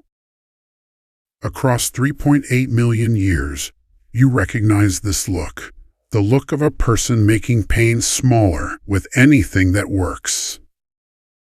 The storm has a heart, then a shoulder, then a long, tired arm. In its shoulder, when everything is water talking to itself, the band relocates to stone that remembers heat, lava old spine, now polished by feet and seasons. They move the way rain asks, slowly, deliberately, with humor when someone slides and makes the universal oops sound. The scarred male carries a juvenile for a few dozen paces through the slickest patch, not heroic, just efficient, and sets her down with a grunt that means you walk from here. The child answers with a grin that, if it were language, would be, I wanted it to be harder anyway. If you came looking for romance, here it is in the choreography, bodies reading the ground for one another and redistributing effort like a quiet ledger. When the sky is done, insisting, and starts remembering itself, the valley exhales. Rain goes from many to few to none to the tiny ticking you hear when drops fall off, leaves convinced they're clouds. The world doesn't look clean so much as honest colors saturated until you see what they meant all along. The river below, swollen and hurried, braids itself into new opinions. Above, clouds drag their wet skirts along the ridge, and then forget they were ever serious, breaking into shards of blue like apology. What does a band do when everything is wet and possible? It checks what the water has left behind.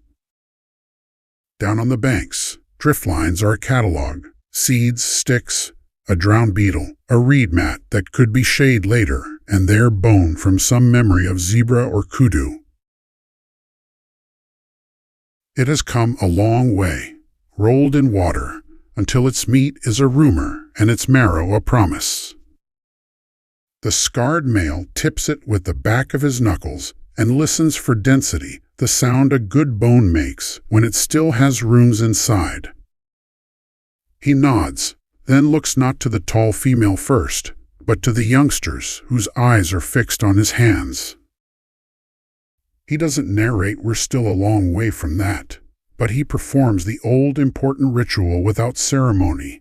He places the bone on a flat stone, finds the stone that will be its punctuation, and writes open in thoughts and pauses. When the seam gives and fat shows its pale grammar, he lifts his palm and, yes, passes the first taste to the smallest mouth. If you've kept a list of love's dialects, add first bite offered to your vocabulary.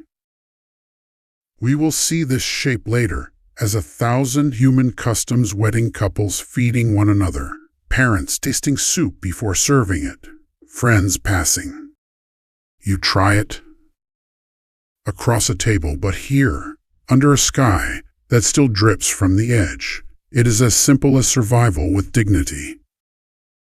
The tall female takes her turn last, smiling with her breath rather than her mouth, because her mouth is busy and because smiling is not a thing lips invent, it's a thing shoulders learn. Rain also wakes the ground's secret pantry. Along the river's inside curve, tubers that wore the desert like a cloak change the color of their thinking. The tall female reads the new green with the delight of someone discovering money in a coat pocket from last season. She kneels, fingers furrowing, and coaxes out the slick loops with a midwife's patience. Mud inscribes bracelets on her wrists. A juvenile mimics, making a mess that counts as learning. The flake from the days before rain, remember it, left on the rock like a promise, makes today's work tidy, its edge so mean and brilliant after a night of thunder. Slice, peel, pass. Slice, peel, pass. The rhythm pairs perfectly with the river's reduced hurry. You can hear a kind of music in it if you drop your skepticism for a breath. Animals rehearse their own gratitude. Baboons tumble onto the wet banks and box, as if the storm filled their joints with better ideas. Gazelles write cursive across the flats, bombing and bouncing to inform everyone cats, mostly that legs still work fine. Frogs pile into concerts without auditions. The sky, now just beautiful, pretends it has always been beautiful and not, moments ago, in love with scaring everyone. The band sits in the middle of this chorus and becomes a sound in it, satisfied chewing, soft coughs exchanging meaning across short distances, a low hum a mother makes when the child at her ribs slides from awake to hear. You might be waiting for fire. It feels like an obvious beat. Storm, lightning, spark, wonder cue the human revolution. But we're not there yet, and the restraint matters. We'll keep our promise to tell this as a documentary voice would. Woe, foreshadowing that cheats. No outcomes that leap centuries just because they look good in a thumbnail. Instead, notice the smaller ignition happening right now. Rain has set off other combustions, swollen seeds popping at their seams, insect hormones deciding now, plant chemistries changing from close to open.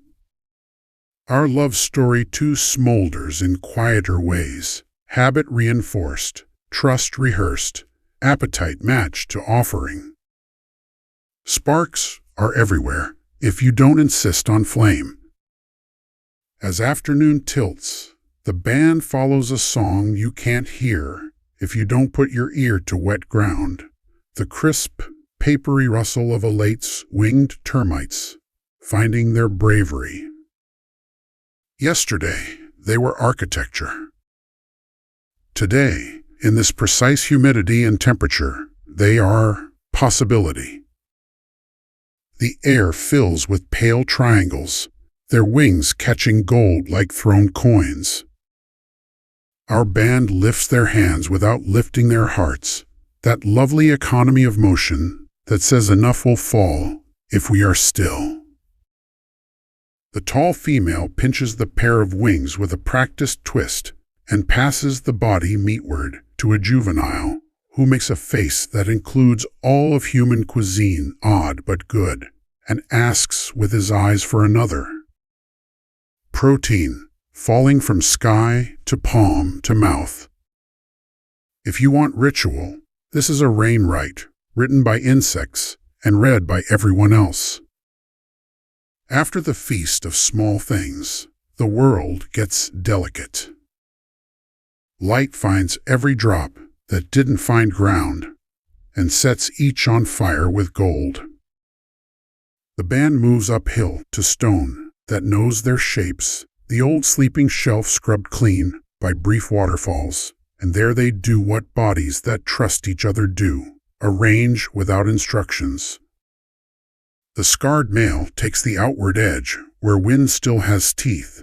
The tall female finds the place where the rock's warmth meets the breeze's cool, and makes that corner into a bed for two smaller ribs and a skull. Another adult gathers thorn, not a fortress, but a strongly worded suggestion. The day's stones, the flake that held its edge, the cobble that taught it, are placed in a notch where morning will see them first. Tools are promises left where future hands can keep them.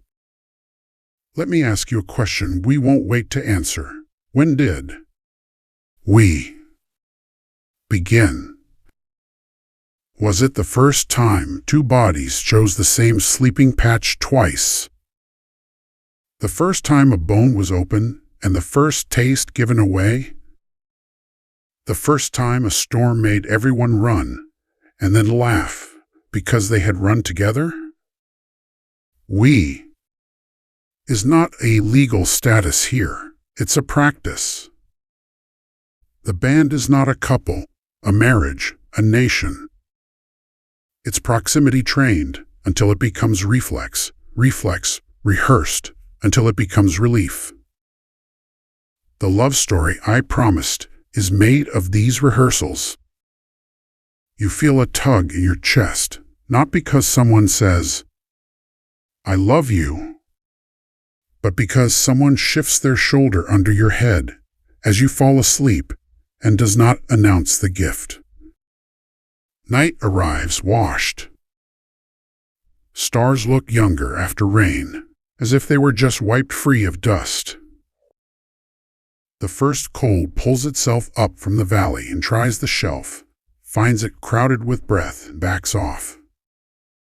Hyenas make long math problems at the far edges of hearing. A leopard practices walking like a thought no one owns. Under the fig, the river tells an old joke to itself and enjoys it again. The band listens and doesn't. They are tired the way satisfied people are tired. A juvenile's hand opens and closes in sleep, either catching elates or practicing the stone's grip in the world only he can visit. If you want one small, safe miracle to end the chapter, take this. In the middle of the night, the tall female wakes because the world is her child. She listens, not with ears alone, but with skin and bone. Hearing nothing that isn't allowed, she lowers her face and inhales her kin the way you have, once or 1,000 times, counting by smell, by warmth, by weight. She shifts a reed mat the wind has moved, tucks it back around a rib cage small enough to forget it's loved unless reminded, and returns to the posture that lets 3 other bodies borrow her spine. No music swells. No narrator declares anything. And yet across 3.8 million years, you know exactly what just happened. The sky broke. The water answered. And a different kind of weather, the kind made by bodies, held steady through the cool. Tomorrow, the ground will green in places that were rumor yesterday. Insects will write short stories in air. The river will have opinions and share them loudly. The band will revise their map in the language of feet and glances and patience. And the love story will continue in the grammar we have been learning: share, steady, stay. If you're listening for fire, you'll hear other crackles first. The sound a tuber skin makes when a flake peels it clean. The brittle applause of 1,000,000 termite wings falling where mouths wait. For now, let the rain have the last word, and let the camera linger on a ledge where 5 outlines make one shape, and the storm's after scent is the world's softest lullaby. Place where paths cross, Morning. Chapter 7. The Place Where Paths Cross. Morning after rain smells like second chances. The valley's a fresh page, grass tips jeweled and whispering, termite spires repaired with overnight optimism. The river newly serious about being a river. Our band moves with an easy greed for green, following the seam where gallery shade meets open sun. If the storm was percussion, today is strings, long notes of frog, a bowed wind over reeds, hoofbeats far off like a bass someone is learning. And in this softened world, a quiet rumor travels along the ground, paths, many of them, plaited together around a low, chalky rise where animals have licked the earth smooth. Salt. A hill of ordinary magic. Life comes here to replace what rain washed away. They smell the congregation before they see it. A dozen species braided into one caution: zebra phora, gazelle's pepper, the wool-fat breath of buffalo, the musky metal of warthog, and threaded through it the almost us scent of others. Not hyena's rank arithmetic or cat's knife oil. Skin and sun and the faint grease of crushed seed. The tall female slows, head tipped, nostrils drawing in thought the way a hand draws water. Her cough, the soft bell we've learned, passes down the line. The juveniles tuck their curiosity under their ribs and form the neat comma of safety. They crest a low swell, and there it is, the place. A pale lip of earth gnawed glossy by tongues, slick with hoof polish, stamped with commas and exclamation marks. And beside it, standing in a shape that is not random, 4 adults, 3 juveniles, upright on 2 legs as if the ground had invited them to be our cousins. We have seen their sign before, a small foot stepping into a bigger heel. Now the sign looks up. Their bodies rhyme with ours, long arms remembering trees, pelvis tipping toward the future, toes still honest about old loyalties. A broad-shouldered male, fur brushed darker by last night's rain, makes himself sideways, not bigger, not smaller. A female with a belly's curve that might mean milk stands in front of a stilt-legged youngster and lets her hand rest gently on a shoulder as if weight could teach patience. Between the bands lies a polite country of air, enough distance to read intentions, not so much that voices such as they are would need to shout. This is not a ceremony, but it has choreography. Eyes meet and turn, the way birds share a sky. The scarred male drifts half a stride forward, not because rank demands it, this isn't ranked the way future primates will curate it, but because his bones have earned a few first looks. The tall female spreads her fingers once, a brief bloom that says, "We see, we're quiet, there are small mouths to mind." The other female answers with a similar flair. 2 sets of hands explaining the same equation: approach without angles, stop before edges. Salt talks bodies into amity.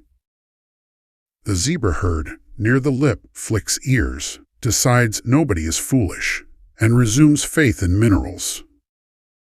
Gazelles test air with noses like tuning forks, judge the scene worth the risk, and step closer to the white. Birds land in quick edits, pipits, wagtails picking at what hooves kick free.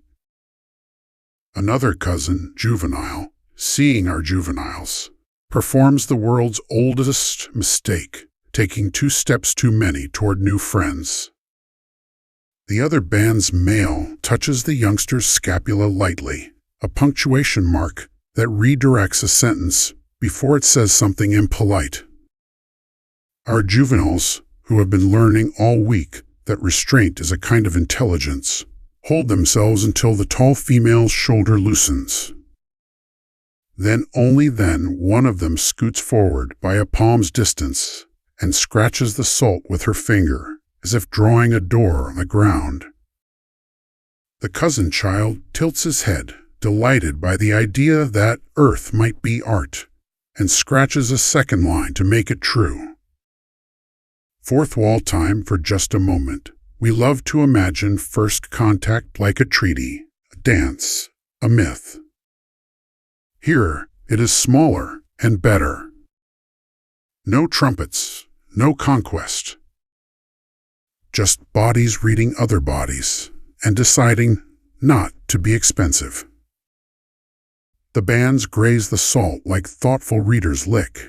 Pause, blink, listen, lick, pause, blink, listen. The taste calms something essential. Electrolytes, yes, but also the nervous ache that hunger and heat right into muscle. Our scarred male steps back first, and without framing it as generosity because words are a future luxury, leaves the place for the other band to finish. He circles wide, no cut through, and stations himself under the sparse chandelier of a thorn. From there he can look east where the river flashes, west where the slope complicates into rock, and, crucially, across to the new cousin's broad-shouldered male. Their gazes click in and out of alignment, a mutual auditing that never becomes a tax. The tall female uses the respite to inventory small harms. A burr glued to a child's ankle gets the flake's clean kiss slice, lift, gone. A scratch that was quiet yesterday has widened into a complaint. She smears mud with a resin leaf and fastens it with 2 breaths' worth of patience, pressing until the child's face tells her the sting's story is ending. Across the salt, the other mother watches and copies the same leaf, the same twist, same pause, until tiny ribs ebb. There is no theft in this.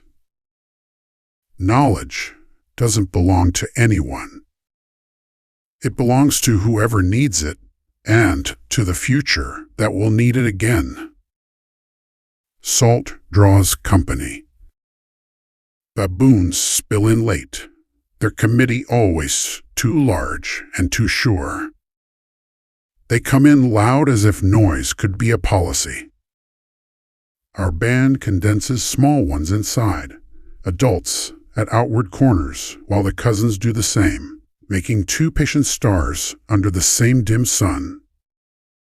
The baboon alpha considers the plain geometry of thorns and quiet shoulders, calculates the cost of being wrong in a world that punishes showy errors, and chooses bluster over bite. He carves a noisy loop, flings a handful of dust for dignity, and moves his parliament 5 paces down the lip. A vulture circles the whole negotiation and writes a memo in shadow, not today. When minerals have mended what rain erased, the Salt Hills diplomacy ends itself. Animals unbraid their paths with the grace of practice. Zebra to river. Gazelle to meadow. Baboons to scandal. Our band and the cousins remain, reluctant to let the experiment end. Something in both groups has learned the tiny joy of coexisting without a bill at the end of it. And then a small exchange that changes nothing and everything. The broad-shouldered male steps toward a low boulder the storm polished, hefts a round, dense cobble, and taps it against the stone with an angle different from ours. Not better, not worse, different, a slightly steeper wrist, a quicker release. A flake pops in a geometry the scarred male hasn't rehearsed. He watches with the devoted blankness of an apprentice and the humility of someone who likes being wrong. The other male turns the flake in his palm a heartbeat, then extends it across the air to no one and everyone. Our scarred male steps in and accepts. He answers in kind, places his own favorite striker near the boulder, sets a tuber under a heel, and shows the slow, efficient strike we've watched for chapters now. Thock, pause, thock, a rhythm with fewer misses. The cousin female laughs in her throat, the sound we make when the world hands us both a trick and a treat, and trying it herself splits the skin clean. She doesn't look up for approval because she doesn't need it. The tuber's inner shine is praise enough. If you came craving a courtship scene, this is as close as we'll get within the respectful frame we promised. Not a chase, not a claim, but attention turned toward one another's competence. The tall female and the scarred male do what they always do: redistribute food to small mouths first, check the edges, count by breath. But they also watch the cousins with the worn greed of primates who know a good thing when they feel it. New angles, new hands, new ways to be the same kind of careful. The moment does not last, because moments don't. Wind picks up in a direction. That means heat is renegotiating. A distant bark translates to jackals found someone else's mistake. The cousins collect themselves without drama.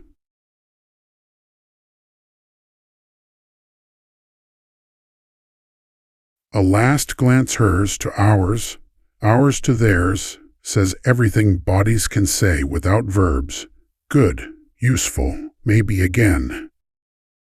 Their tracks print the salt's edge and begin to fade even before the first fly returns. Our band waits a minute longer, as if to honor the pause, then folds into their own path, down to the reeds, where the river keeps secrets and loans them out carefully. On the way, small aftershocks of encounter ripple through behavior. A juvenile tries the steeper wrist and laughs when the flake comes off like a bright thought. Another carries a tuber in both hands, the way the cousin child did, chin up, proud of the weight and the distance. The scarred male places the gifted flake on a ledge, where morning will touch it first. The ordinary altar, where our people keep tools for later people, whether those people are our own or just not enemies. By afternoon, the sky goes clear, in that haunted way it does after storms, too blue, too clean, as if it's feigning innocence. Heat returns with reasonable terms. The band naps in a mosaic of shade. Somewhere in that drowse, the tall female's hand reaches across sleep and finds the scarred male's forearm. Not a clutch, not a claim. A check-in. He flexes once under her fingers and leaves the muscle warm and available. You recognize this because you do it on couches, in tents, at airport gates, saying here without making any noise a predator would admire.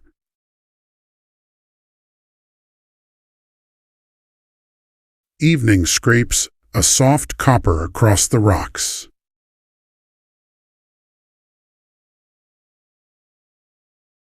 The band climbs to their shelf, their stone that knows how to keep cold out and warmth in, and builds the modest thorn sentence that tells night what it may not do.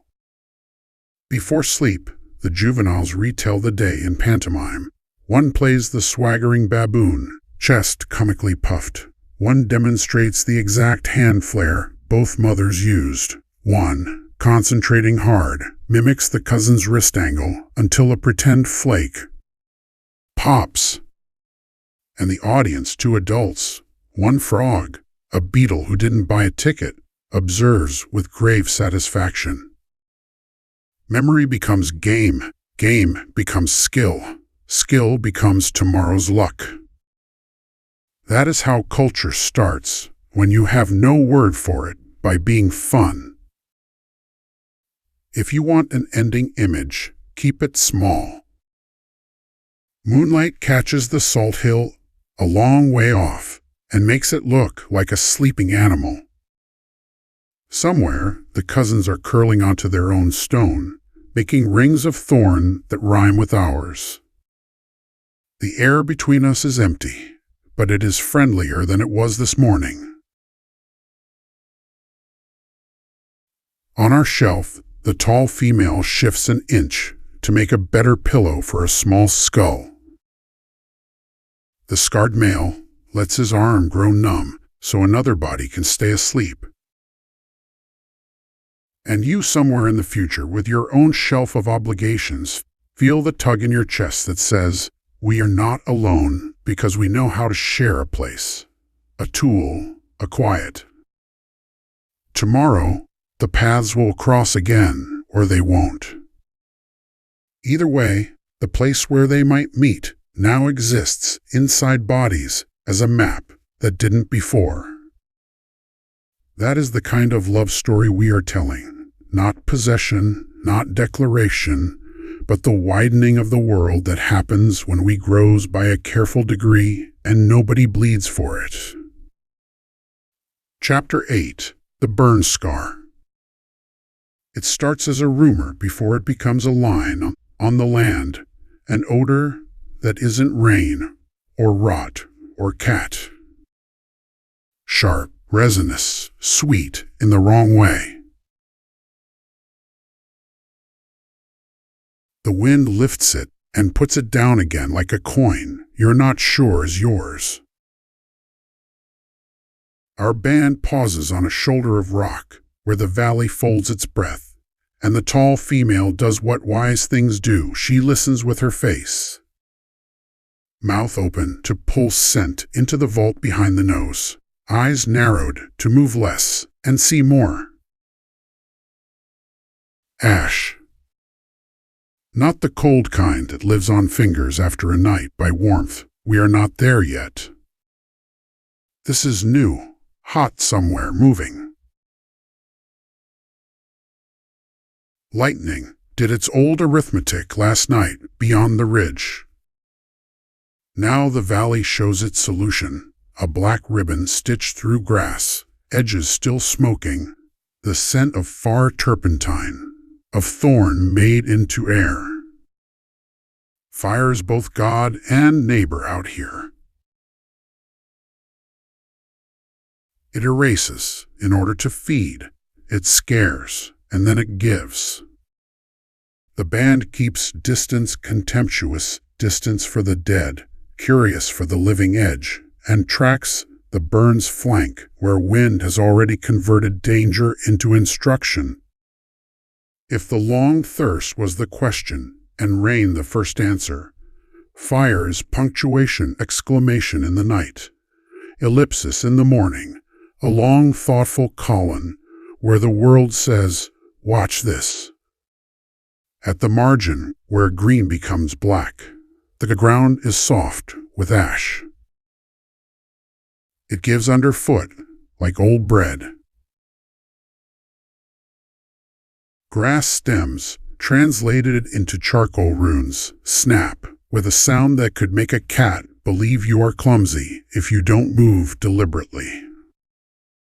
The scarred male takes the lead, not because bravery is his brand, bravery is expensive here, but because his feet know the grammar of testing.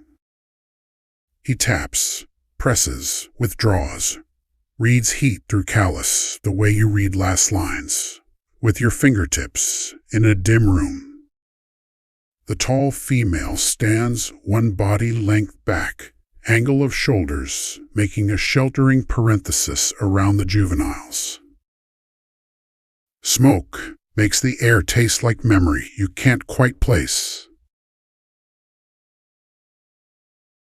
Fire gives and gives. Locusts, slow scorched, sit dazzled on blackened stems, too stunned to remember flight. The juveniles learn the old harvest with reverence, pinch, pop, protein, the mouth finding a nutty note beneath the miracle that something like this falls into a hand. Tortoise, too, its trail a calligraphy of shallow grooves, has drifted to the warmth and lingered where lingering costs. We will not make a scene of it. We promised the camera we'd be kind. Let your attention slide instead to the smaller, safer mercy. Tubers in the burn scar have changed their mind. Heat has rearranged their starch into sugar, softened their stubbornness, made a knife of a flake seem suddenly extravagant. The tall female squats a black-green seam and pulls a half-roasted river yam free.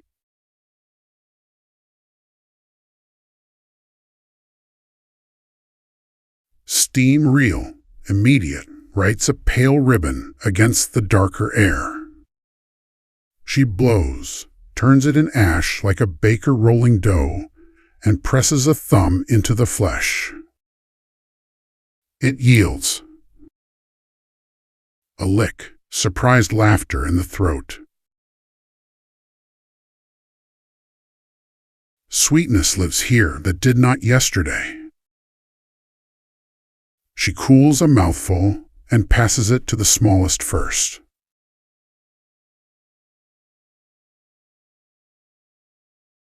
The child's eyes widen with the ancient verdict good, and an entire future of kitchens tilts very slightly toward us.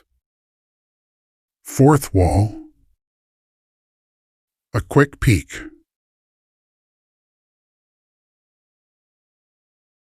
No, we are not claiming.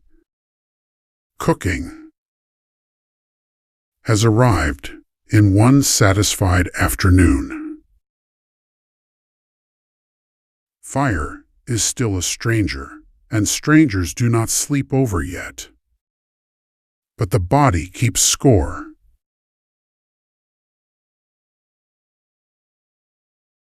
Softened calories are cheaper to win. Teeth pay less tax. Bellies sing a different song. Selection loves discounts. Imagine how 1,000 mornings like this leave tiny signatures in bone and jaw, in gut and time. Sometimes a revolution enters history as a great shout.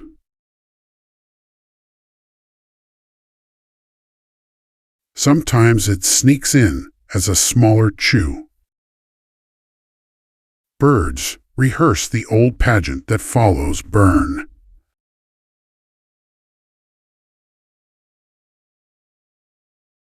Kites ring the black ribbon like commas, each falling with a casual excellence on insects who chose the wrong direction.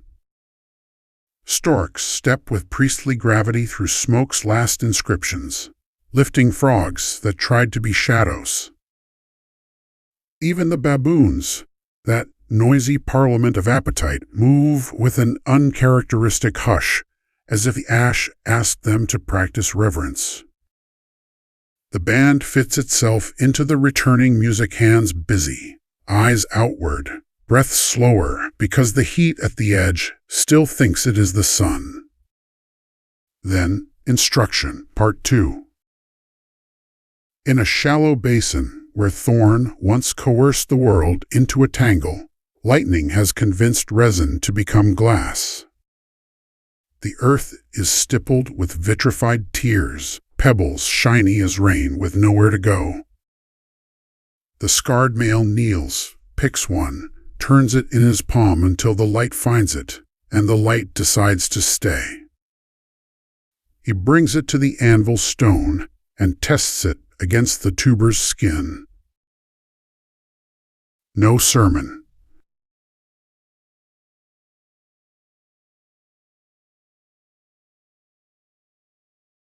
The cut says everything.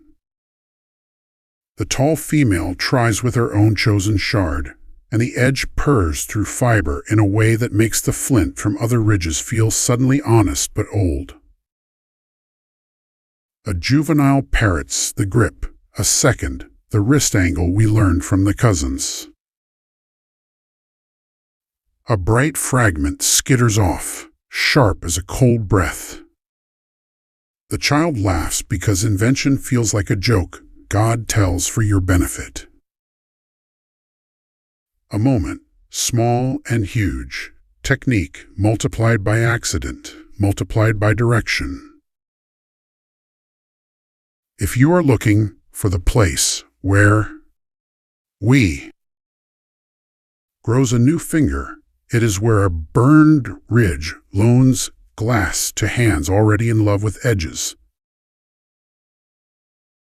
Fire also paints the world with prints. On a strip of cooled soot, the day has written history more legibly than silt ever does. Jackal hieroglyphs in quick cursive.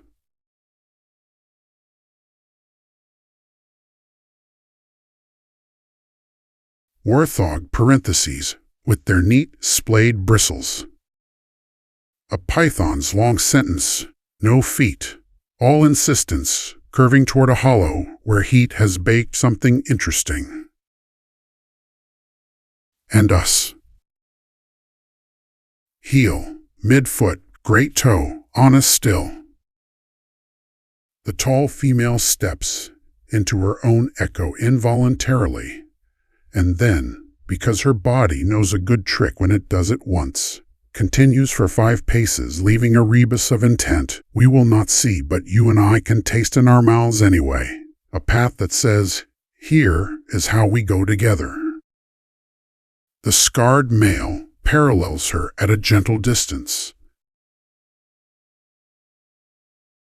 Between them, a juvenile's chaotic punctuation, joy as syntax. You want peril. The world always has a little left in its pocket.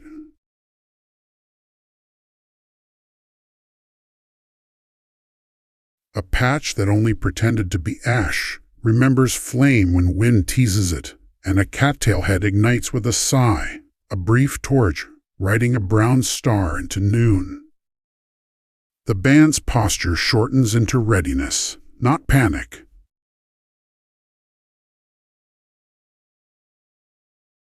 The scarred male steps, kicks the stem flat, and powders it with heel and a small prayer to friction. The tall female shepherds the juveniles, with a fingertip on each spine, a line of touch that keeps bodies behind her shape. A lesson lived, not told.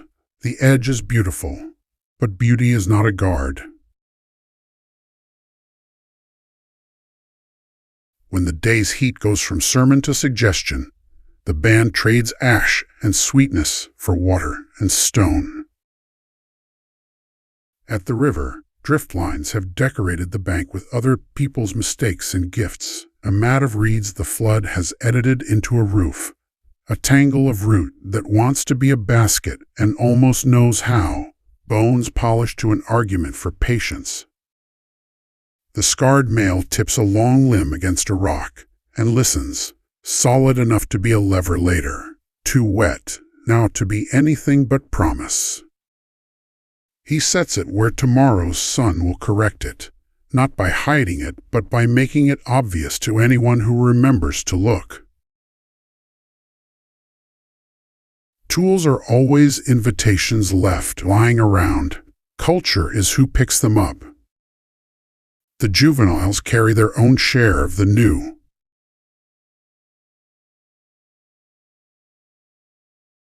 One clutches a glassy shard with the solemn care usually reserved for beetles and secrets. Another pockets a half-charred tuber core because flavor is evidence, and evidence is joy. The tall female plucks a blackened seed head from a grass that was stubborn yesterday and taps it into her palm. A rain of pale kernels says now. She presses a few into a small mouth, keeps more for later when the sun forgets to be generous again. Evolution may be blind, but mothers wear glasses made of everything the day just taught. Evening leans in with the tired kindness of a doctor after a long shift. The burn scar, which was terror in the night and produce ire at noon, softens into an atlas of learning under slant light. Every glossed clod is a page, every tracked animal a paragraph.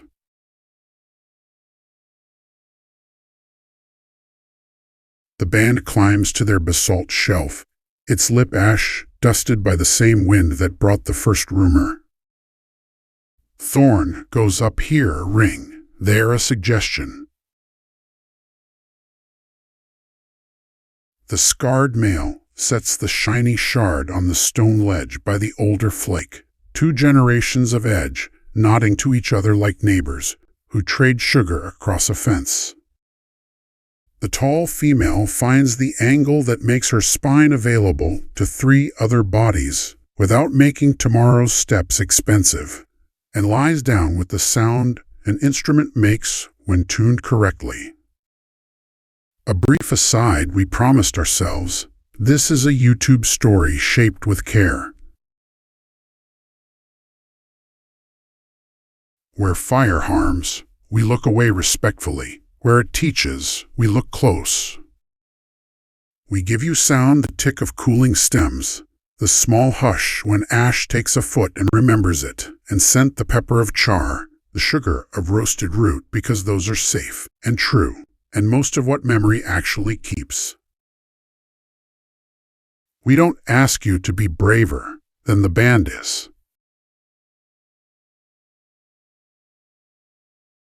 We match their courage just enough.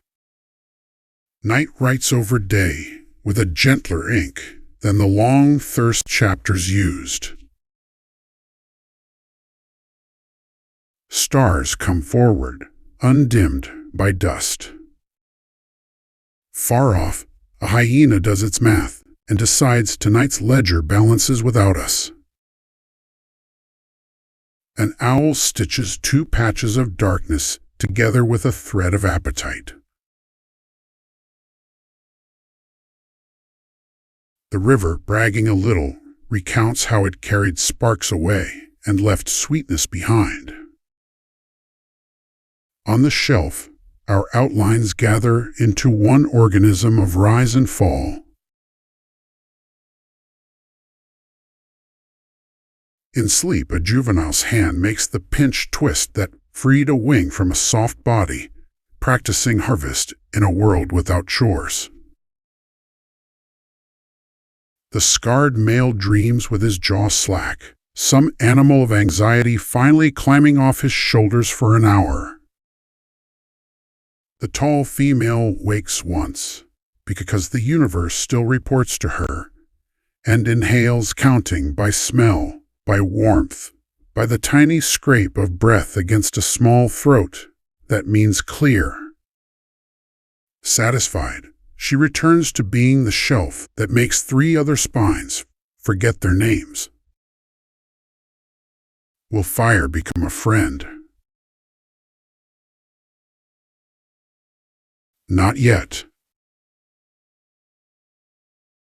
More a teacher who visits unannounced with dramatic demonstrations and leaves before you can ask questions.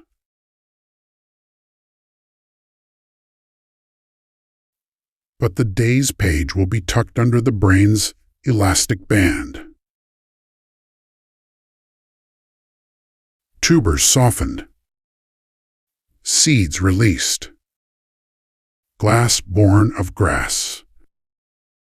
Danger that feeds if you stand the right distance from it. Tomorrow, some of this will be useful. The next season, more. 1,000 seasons, and you will sit beside a managed flame and tell a story about love that began honestly, humbly at the edge of a burn, with a mother blowing on a hot root, until sweetness could be shared. If you need an image to carry to the next chapter, make it small and bright, the last light catching a shard of vitrified grass on the sleeping ledge, winking like an eye that just learned a new word and intends to use it carefully. Chapter 9. The Great Crossing. Morning arrives with a silver. The river did not authorize sky gleams stretched thin across the flats, a quiet promise that distances will be kind for an hour or two. Our band stands at the rim of a question that has waded through the long thirst, the breaking storm, the burn scars lesson. Do we stay inside yesterday's map, or step across the line where shade ends and the open begins? The tall female tastes the air-old ritual. New answer. Not rain, not cat, not ash. A far sweetness that sometimes means fruit where the ground humps into old lava, and sometimes means bees, which mean both medicine and warning. The scarred male angles his body as if his shoulders could listen farther. Juveniles gather into that practiced comma that says we're ready to be bold if bold has rules. The day holds still, polite, waiting for a decision. The crossing isn't a river today. It's an exposed tranche of land between the gallery forest and the next seam of thorn, a pale, sun-bright plaza where everyone can see you and you can see everything, which is both comfort and terror. Predators love these margins, the places where confidence has to walk, because there's nowhere to hide. But so do plants that prefer honesty and insects that keep secrets in plain sight. Opportunity lives here with its cousin, audit. If the last chapters were about learning, this one is about leaving the known well enough to deserve the new. They begin together, because beginning alone is how the story stops. Adults forward and flanking, juveniles nested inside the moving shape. No speeches, just hips adjusted to the pace of the smallest legs. The ground underfoot is a tougher grammar than the ash's soft script baked clay with opinions, termite studwork under thin dirt, mica flashing like gossip. A vulture reads their line as a headline and drifts, non-committal punctuation marking the sentence of their bodies. Gazelles watch from a safe clause, switching tails in an idle comma's beat. Somewhere out of sight, a jackal invents reasons to sound busy. The band listens with ankles and shoulders, the way readers listen to a page when the paper itself feels thin. Halfway across, the wind edits the text. A cold ribbon drops from the high-slope waterfall air without water and carries a smell that is neither fruit nor friend. It's big cat, not the intimate musk of leopard and thorn, but the hot iron haunch and ambush of lion. The tall female doesn't flinch. Flinches are currency for the wrong audience. She coughs once, the soft bell we've learned, and the band becomes geometry, a tighter oval, a not worth its shape. No sprints, advertise panic. No freezes, sign contracts on others' terms. They adjust their rhythm the way music tucks its chin in a dangerous passage and continues. If you're waiting for a chase scene, we promised you a safer camera, and this is what safety looks like. Courage without fireworks, composure rehearsed until it's boring. The open isn't empty. It's full of small business. A cracked pan of clay holds yesterday's rain cup tight in its palm. 2 sips, 3 if you have small mouths and good manners. The scarred male kneels to measure, not with fingers but with eyes that already know the mouths. He dips, tilts toward the smallest, then toward the tall female. She angles the second mouthful toward a juvenile's lips with the seriousness of a priest and the practicality of a bricklayer. A third ribbon might exist if you can persuade Mud to stand aside. She does, pressing a channel with her thumb, waiting while Silt remembers gravity and decency. The sip is thin, but it counts. Love adds up a day in sips, as often as in feasts. Far to the right, the open breaks into a low shelf of rock, and something clever has used it. A pile of cracked snail shells and a stone with a polished crown where beaks or knuckles have argued with calcium for seasons. An anvil-site thrush, or monkey, or some cousin like ours. The tall female tips a shell and hears the small rattle inside that says yes. She takes the flake the fire gave yesterday and taps with the grace of someone who learned by watching Cousins and Birds and The Shape of Necessity. Snail offers its soft engineering, salty, sweet, odd, excellent. She gives the first bite to the juvenile, whose pupils have dilated into moons, then wipes the creature's slick with ash so the second bite can be held by fingers that prefer friction to faith. Across 3.8 million years, you know this move: flour on a doughy thing, dust on a dropped candy, make it grip, make it doable. The Open also publishes tracks without commentary, and the band reads them like letters from friends and creditors. Wildebeest have rewritten the ground recently, their hooves making rows of shallow bowls that check ankles and trap dew. A lone ostrich has written a set of parentheses and then lost interest. The lion we smelled has written nothing here, his ink is elsewhere. Relief is a muscle you can watch, relax. Shoulders unhook, breath finds its longer note. Juveniles leak into giggles like a spring the dry forgot to tax. At the far seam, the ground rises into a knuckle of basalt, studded with shrubs that pretend they're humble until you bruise them. Wild basil gives its pepper time to the day.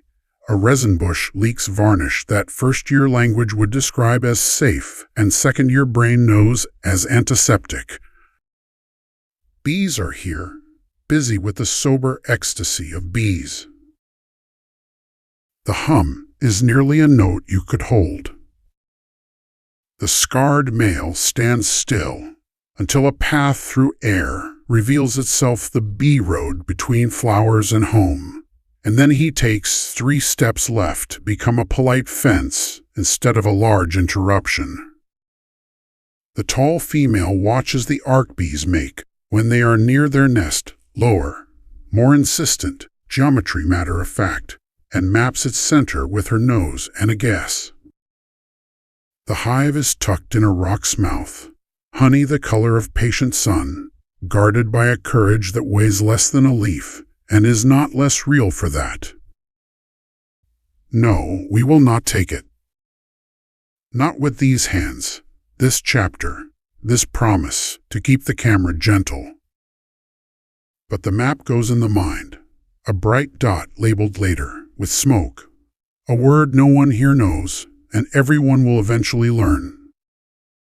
Instead, the band works the edges of the basil and resin shrubs, pinching leaves to rub into skin where insects think the day owes them. The juveniles discover a game older than chalk. Drag a basil sprig across your own forearm and laugh because you smell like the ground flirting.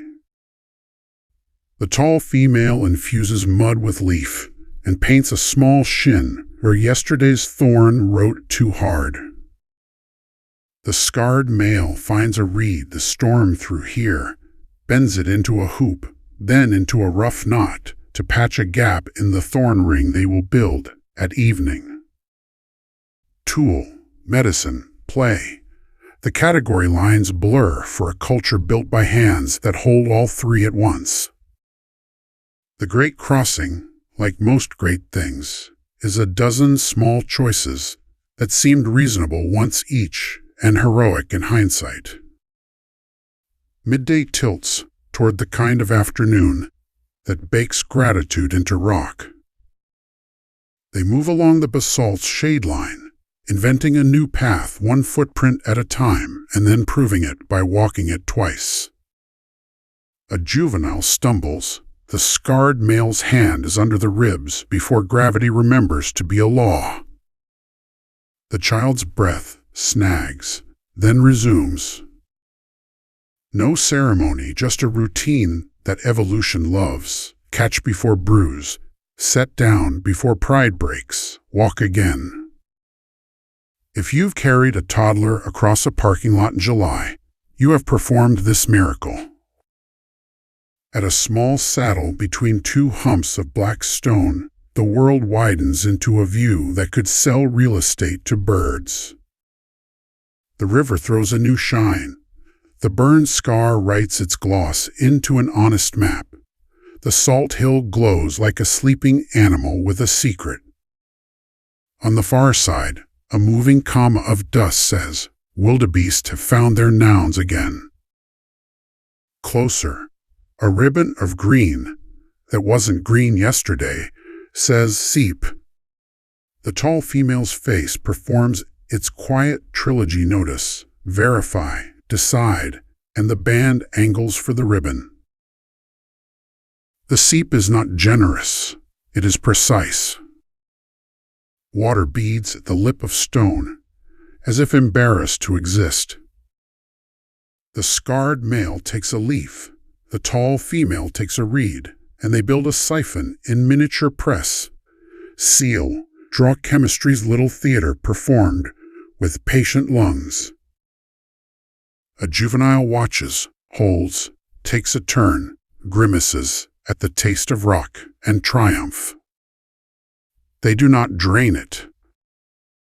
They stop when belly rumble becomes belly quiet, when lips return to their own color, when the smallest stops, pushing her tongue against cracked places. Leaving enough for tomorrow is a culture. Here, at its earliest, it is a feeling in the chest that says, "Don't be a fire, be a spring." Across the seep, under a low extrusion of stone, a scatter of husks tells a story in chaff, grass seeds threshed by small hands or paws, too messy for bird beaks, too tidy for wind. Perhaps cousins have been here, or monkeys performing economy with enthusiasm. The tall female sits, pulls a handful of seed heads into her lap, and begins the patient work of rubbing seed free with her palms forward, back, a cindy whisper that becomes nourishment. The scarred male leans his back to her shoulder, in the posture that means, "I guard, you work, we count together later." Juveniles take up a corner of the task, inventing rhythm and a competition with no rules except laughter. Grain has always been this: friction plus time plus attention, a song you sing to the ground until it feeds you. Evening finds them at a new sleeping stone, a piece of basalt that was nobody's until 5 bodies made it so by lying down in the right order. Thorn goes up in that modest sentence that says, "Please tonight," with enough thorns to mean don't. The gifted flake from the cousins, the vitrified shard from the burn scar, and the old faithful striker are placed in a niche like a small museum of our beginning. No plaque, no docent, just edges in company. The tall female lowers herself with the soft sound instruments make when they quit pretending to be wood and become music. The scarred male takes the edge with the serene vanity of someone good at waking. Fourth wall honesty, our shared YouTube pact. We keep the camera on wonder and respect, on hands and breath, on the kind of peril that can be solved by staying close. We will not turn lions into spectacle or hunger into cruelty. We'll let the quiet heroics glow, the first sip shared, the first seed rubbed free, the long walk made short by pace matching. That's not less dramatic, it's truer. The night tests the new place politely. Hyenas run their math on the far slope and decide other ledgers balance better. An owl borrows a vole from the grass and does not return it. Wind strokes the thorn ring with one finger and approves the weave. On the stone, the juveniles retell the day in pantomime, a tight oval for lion smell, a swagger for vulture gall, a solemn little gulp to honor the leaf-siphoned water. The tall female laughs with her shoulders, the scarred male with his breath. Memory becomes bedtime, bedtime becomes culture, culture becomes whatever tomorrow needs. You want a last image to carry forward. Take this. The new sleeping shelf holds 5 outlines and 3 edges, old flake, new glass, cousin's gift glinting like little moons in the angle of sky the thorn ring can't reach. The tall female's hand, asleep, has strayed to rest over the scarred male's wrist. Not possessive. Not pleading. A checkpoint, here. The Great Crossing was not a dash, it was a calibration. And you, watching from a future full of crossings with fancier names, know the feeling exactly. The way an unfamiliar room becomes home when someone's weight touches your arm, and you both breathe the same length of night. Tomorrow brings a different map. Tonight, we fits on a single stone. Chapter 10. The Season of Mothers. Morning is not loud. It arrives like a hand smoothing a blanket. After the Great Crossing, the world feels temporarily solved, paths stitched, thirst negotiated, new edges tucked into the ledge for dawn to find. The grass has exchanged its ash gray for a greener sentence. Dragonflies do their blue punctuation over the seep. Somewhere, a hyrax lectures the cliff about politics, which is to say, loudly to no effect. If we've spent chapters learning how bodies keep one another fed and unwounded, this one turns its lens toward a quieter, riskier project, keeping the very new alive. The valley has a season for everything, and now it is the season of mothers. The sign is not a trumpet. It's a belly's small tautness under fur, a slowness in the tall female's rising, the way she stands and then pauses in a listening only she can hear. There's no ceremony, no gathered faces, no chorus. The band edits itself around her without being told.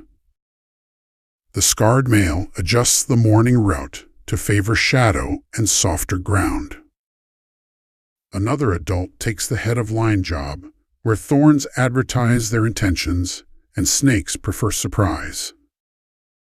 The juveniles, who've been practicing seriousness like a game, take it seriously for real. They compress their own curiosity to a size that fits inside a perimeter. You want to look away because you think birth is messy, and we promised YouTube soft edges. Stay. The camera will keep a respectful distance, and we will tell you what matters without insisting on what doesn't. The tall female chooses a place that knows how to be a room, a pocket under a basalt lip, floor powdered by afternoon shade, air salted by nearby time.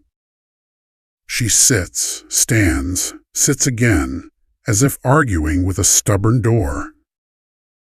Breath comes in low tides.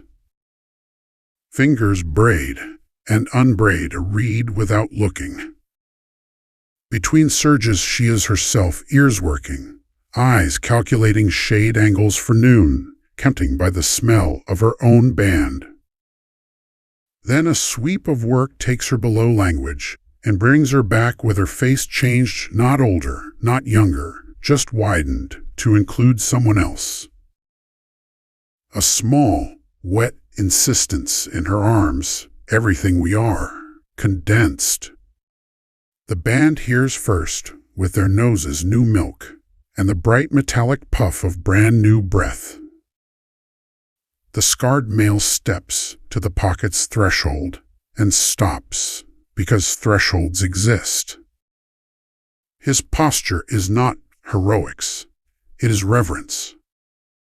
He sets a flat stone near the entrance, the way you set a cup on a bedside table, when someone has needed water before, and will need it again.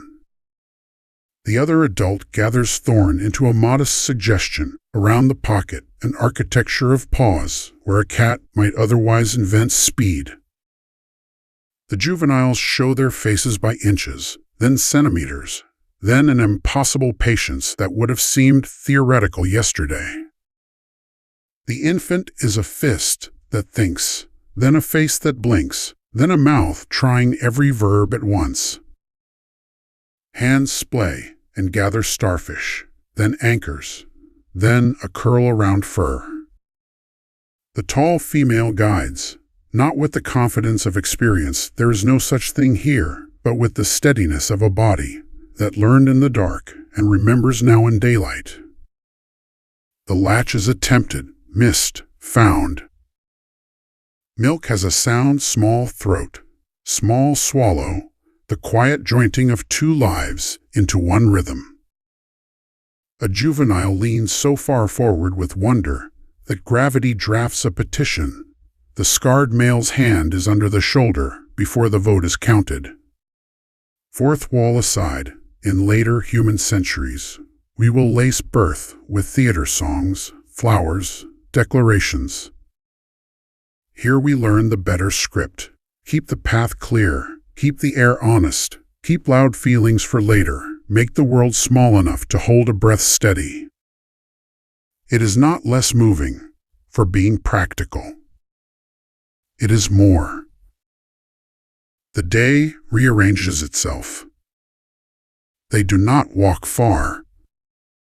Food comes to the room, tuber sliced by the shard that fire gave, figs tested with thumbs that have just held a head, basil leaves rubbed to soften the small, necessary indignities of a new life's skin. Water is coaxed, leaf by leaf, so the tall female doesn't have to stand. Sips are offered without making a story of the offer.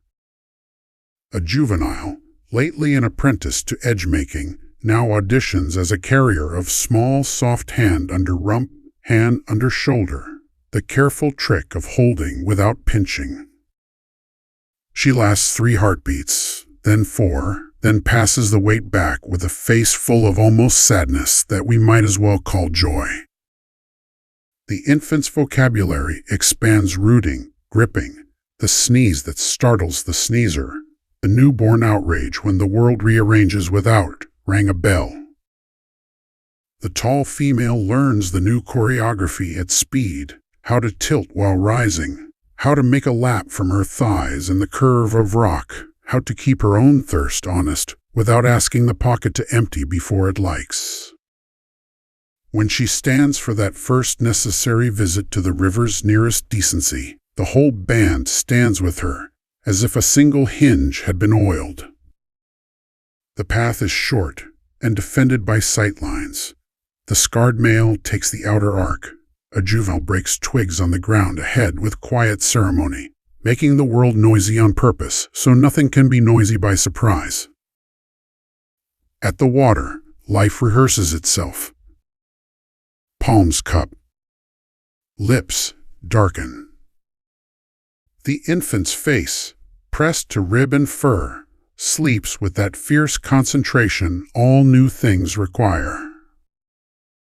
A fish lifts its polished back and drags a comet tail of ripple. A dragonfly sews the air with blue thread. The tall female's reflection is everyone's reflection, old and new superimposed. She leans to drink, and the infant's hand opens like a question to the gold light. If science requires a reason to be poetic, offer it this.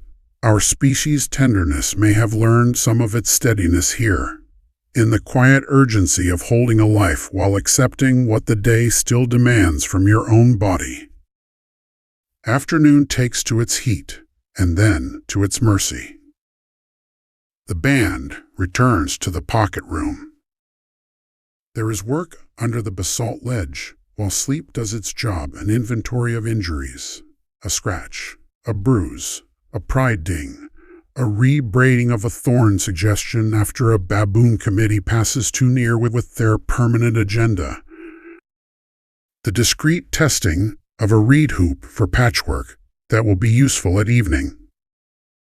The scarred male fetches the stones to the mouth of the pocket and edges a tuber thin, the slices arranged like coins.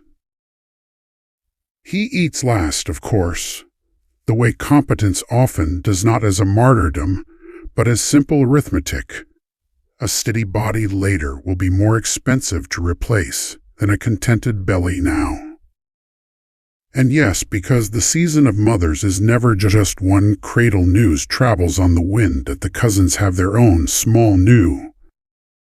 The smell is old milk and someone else's sleep. Late in the day, on the rim of the pocket's neighborhood, a familiar silhouette appears.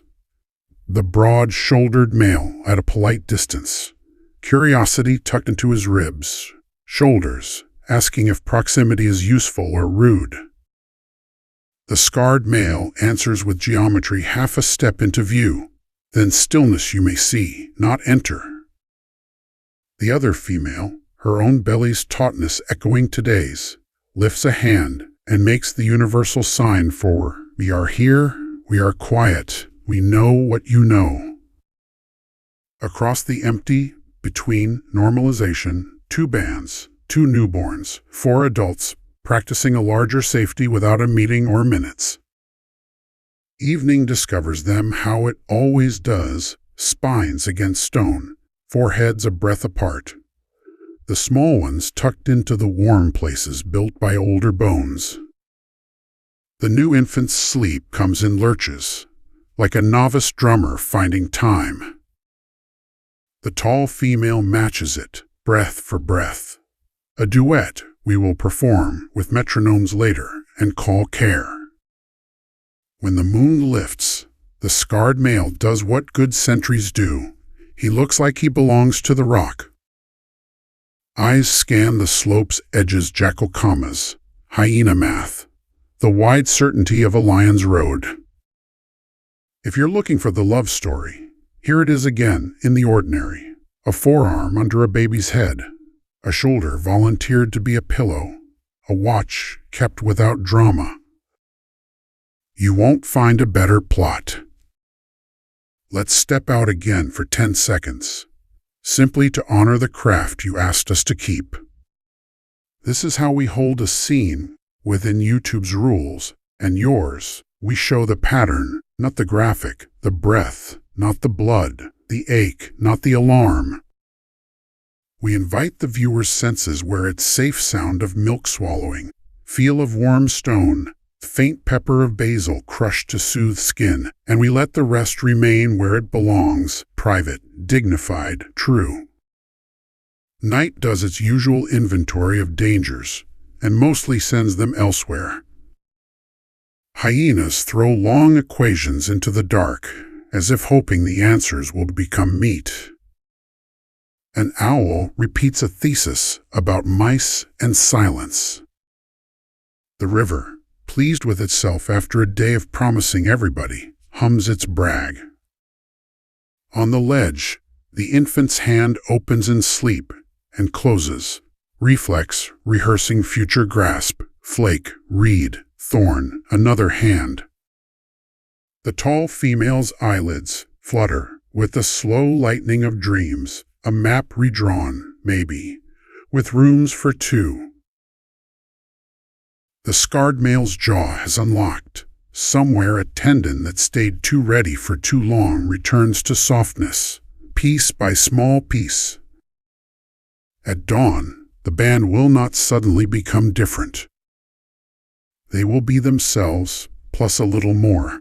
The routes will favor shade by default. The stops will be shorter, the cautions sharper near water's edge. A juvenile will lose patience with tenderness and then relearn it. Someone will fetch a stone not because a tuber needs slicing, but because a new pair of eyes is watching. Culture here is not a speech. It is 1,000 tiny edits repeated until a day with a newborn is survivable, then good, then ordinary. Do you want one image to carry forward? Take this. Just before sleep, the tall female licks a thumb and rubs a dot of ash from the infant's cheek, a smudge from earlier tuber joy. The infant frowns at the audacity of grooming. The tall female smiles with her breath. Across 3.8 million years, you recognize the gesture. You've done it outside a school, at an airport gate, on a porch as a bus pulled up. Love is not a grandiloquent noun here. It is a verb: tidy, steady, share, watch, hush. Tomorrow, the season of mothers will continue. New milk will scent the morning, patience will scent the afternoon, and in the evening weight will find the corner of a shoulder that still belongs to someone else and always will. Chapter 11. How Tomorrow Learns. Morning unrolls like a soft mat in front of small, bare feet. The infant new to the ledger of breathing has slept in fits, and the band wears that fact the way rocks wear lichen, quietly, everywhere. Today is not about distance or drama. It is about instruction, the way a future is braided into hands and feet before anyone can speak. If the season of mothers began with a heartbeat and a latch, this chapter is the long, patient class where everything that matters is taught without a single word. First period is balance. The sleeping ledge slopes just enough to be interesting. A juvenile older, bright with responsibility, turns that slope into a lesson. She plants her feet heel to toe, squints as if looking inward, and walks the seam between warm rock and morning cool.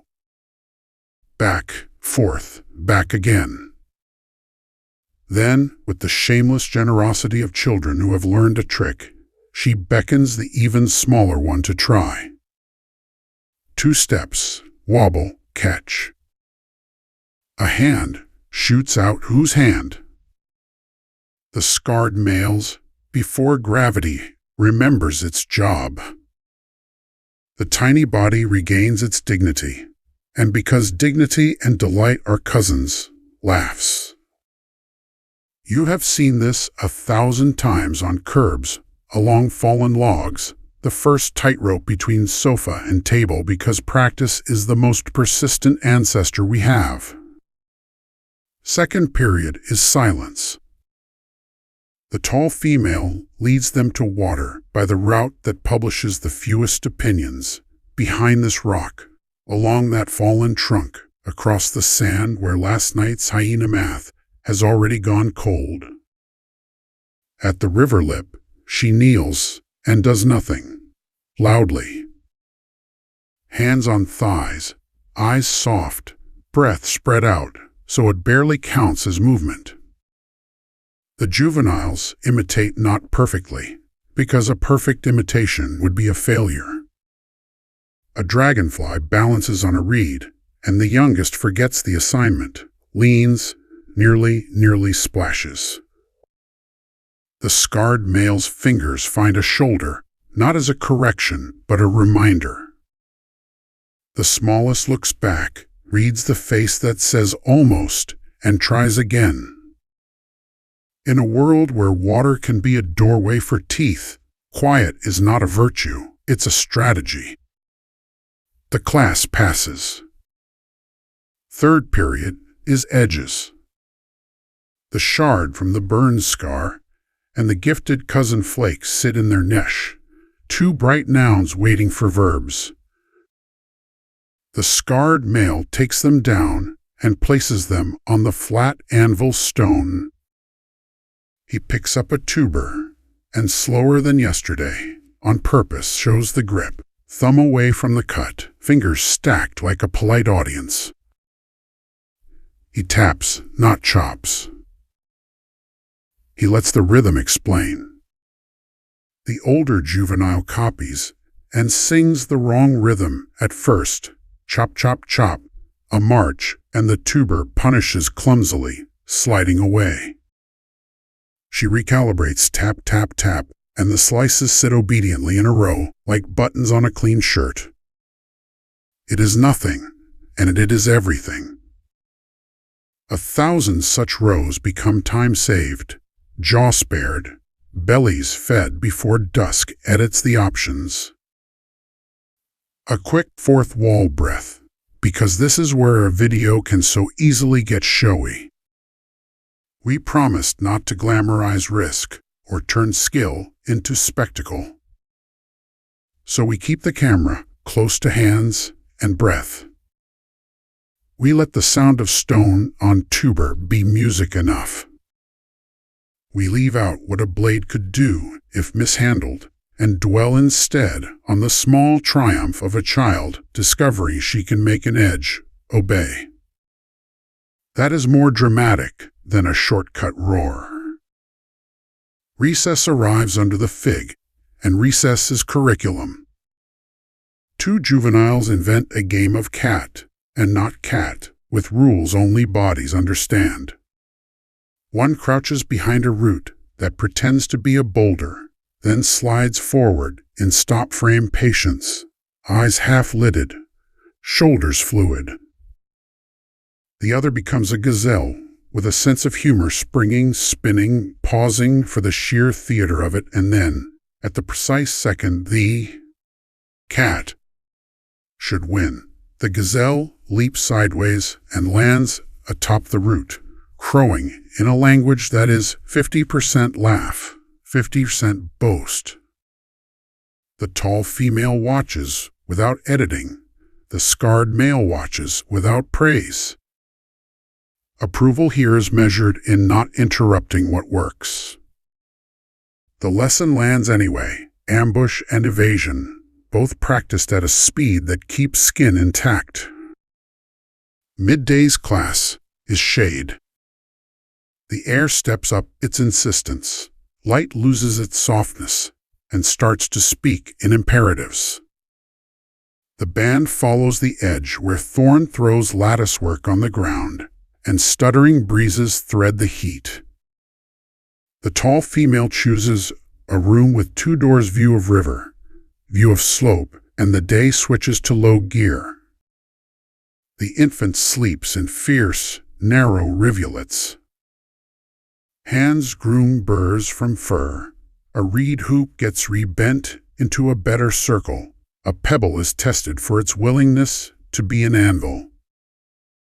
Boredom, if it exists, is not wasted. It becomes inventory. Who is limping? Which leaf soothed yesterday's rash?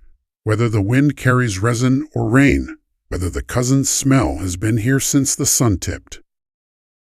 Afternoon brings a visitor, a troop of vervets doing their bright, nervous braille along the thorn's higher shelves.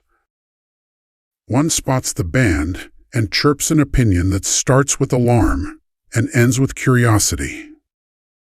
The troop pauses, confers, decides not to escalate, and begins foraging inches above the band's reach, turning leaves with the efficiency of a bureaucracy. This is not a threat. This is a lecture from another department. Our juveniles learn by watching how to read a twig for spider eggs, how to test a fruit stem with a fingernail, how not to look panicked when a higher-ranking cousin raids your mouth and steals your lunch. It's generous, receiving education from someone you are not allowed to touch. Later, the river writes a pop quiz. A log has pinned a shallow fish in a pocket where it keeps failing to remember the direction of open. The band gathers at a respectful, hopeful distance. The eldest juvenile tries first, hand darting and retreating like a kingfisher that's read a manual. Miss. The tall female tries slower, hand flat, fingers a soft fence, thumb coaxing from beneath. Miss. The scarred male tries geometry, easing the log with a small pry until the pocket is less pocket and more gently sloped argument. Success. The fish, insulted by rescue, bolts.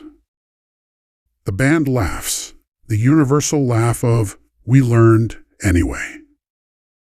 That night, they will remember not the taste of fish non-existent, but the shape of collaboration around a question that didn't pay out. Adults know this. Most lessons do not end in prizes. An aside, because our shared craft invites it, we're still scrupulous about what we show. A trapped fish is not a spectacle. It's a chance to show problem-solving without turning life into a trophy. We gift the audience the texture of bark under palm, the slick shock of fish muscle, alive against skin, the sweet quiet of failing gracefully. That's not less compelling than a catch. It's more human. Late afternoon is language still no words, but syntax everywhere. Watch the small calls weave with hands and eyes, a breathy cough that means pause, a tongue click that means this way, a hum that means good specifically, not generally. The juveniles test these tools. One overuses the cough until it loses meaning and is gently ignored. Another discovers that a hum works better when accompanied by eye contact. The tall female models the economy our species will later admire in poets. One sound, placed perfectly, replaces a dozen sloppy ones. The scarred male contributes silence, and silence is not absence. It's permission for the others to hear themselves. Dusk brings ceremony that pretends not to be ceremony. The thorn ring is built tighter. Tonight foxes have been riding loping. 2 interested lines near the new sleeping stone and small hands are invited into the weave. The lesson is tactile and immediate. Under, over, turn the snag toward the world you don't trust. Leave the curve that your own hip will need at 3A. Mice.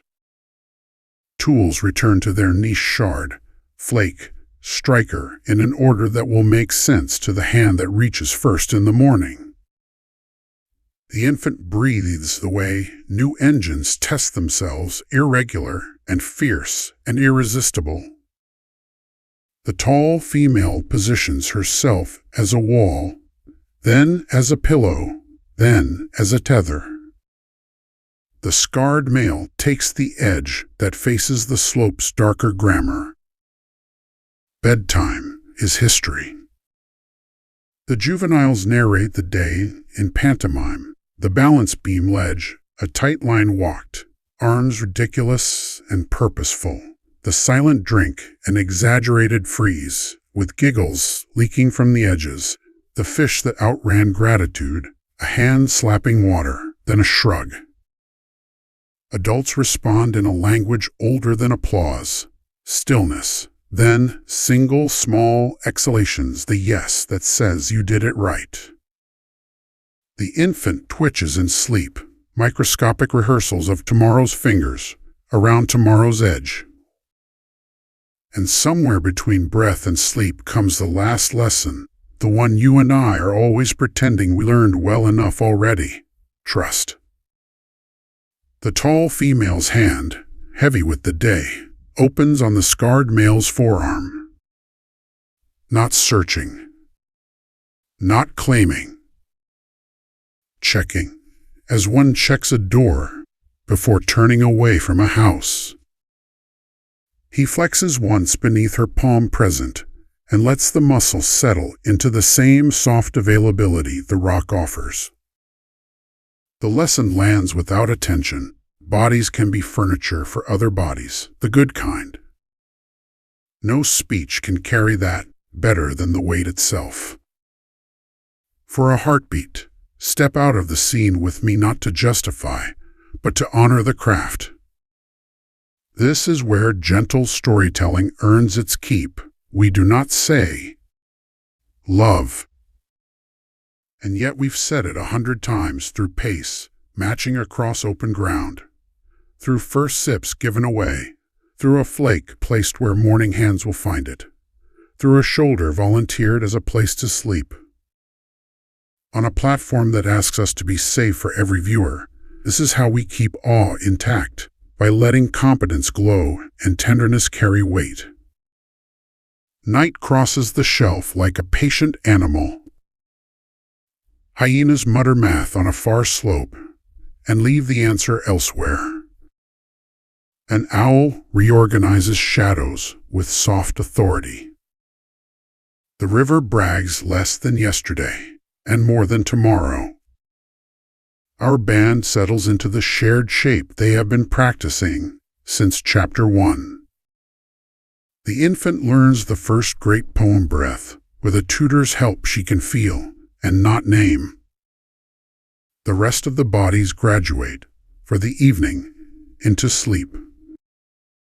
Tomorrow will add something, perhaps a new route to the seep, perhaps a cousin's visit with a different wrist angle, perhaps the discovery that basil rubbed with mud quiets a rash faster than either alone. Teaching will continue, because teaching is how a species becomes a story instead of a rumor.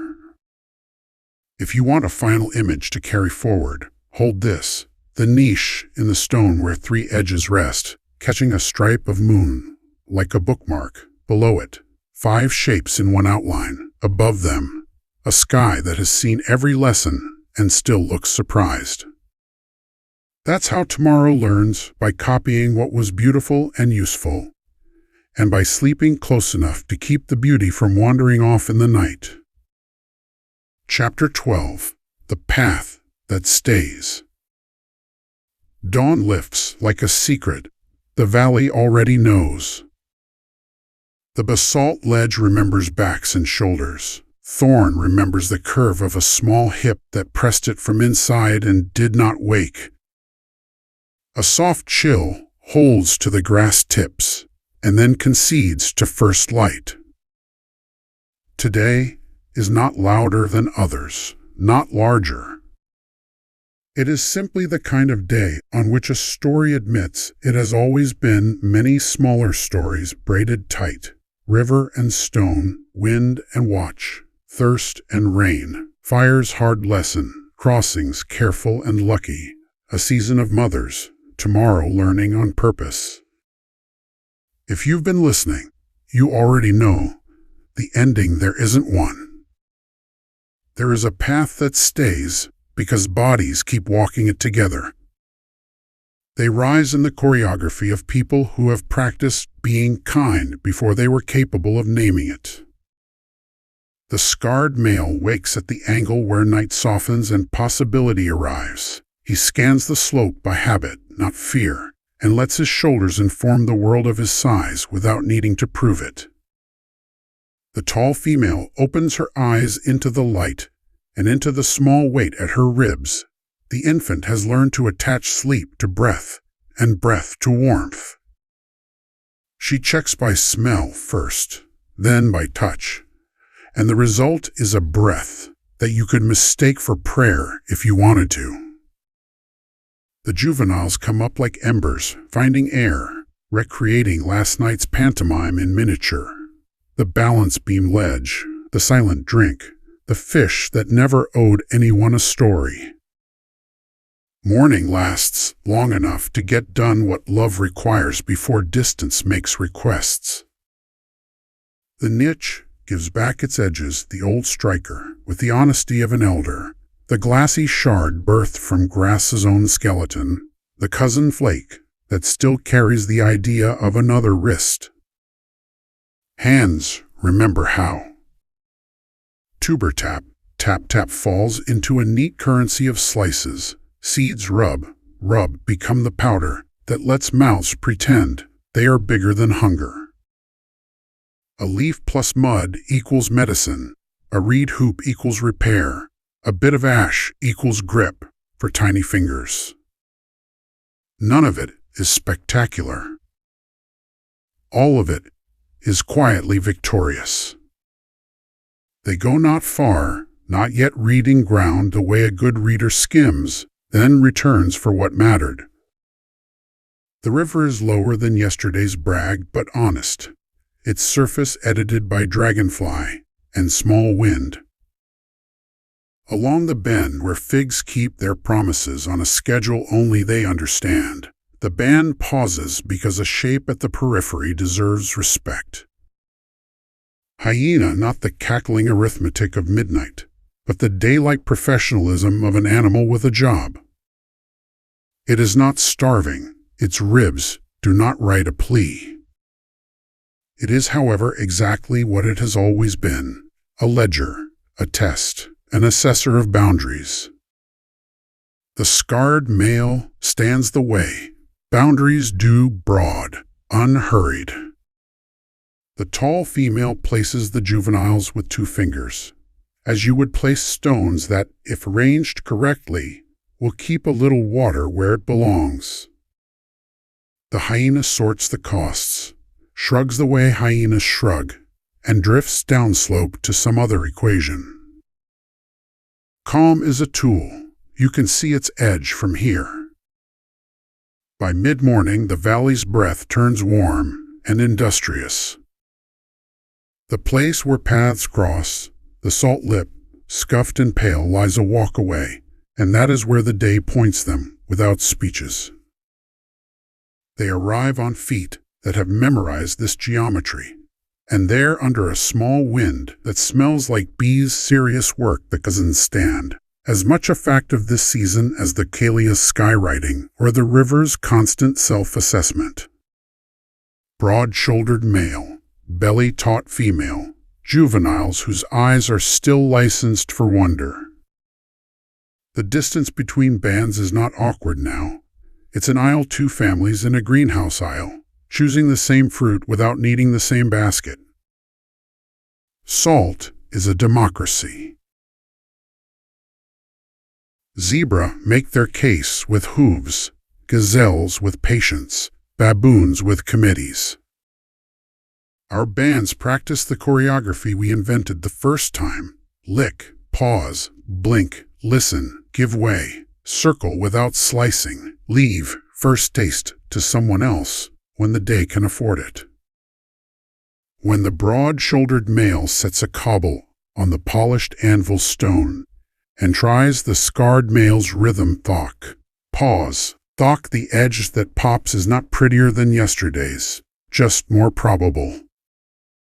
When our tall female rubs seed-free and the cousin's juvenile copies the rub cadence with exaggerated seriousness, a smile travels across faces without touching mouths.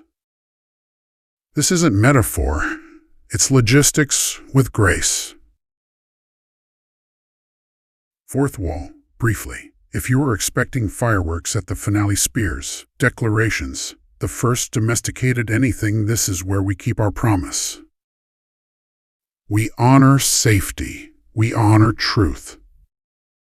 The grandest things most lives do are small and repeated. They refine a wrist angle, They shrink a distance between strangers. They put the first sip into the smallest mouth and call it obvious instead of heroic. That restraint belongs on screen because it belongs in the bones.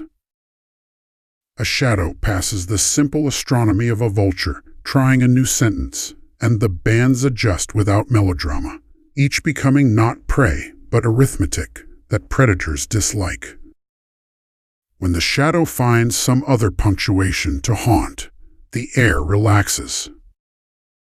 The cousin mother steps into the space between without stepping inside it, and, using the body's oldest language, asks a question with her palm.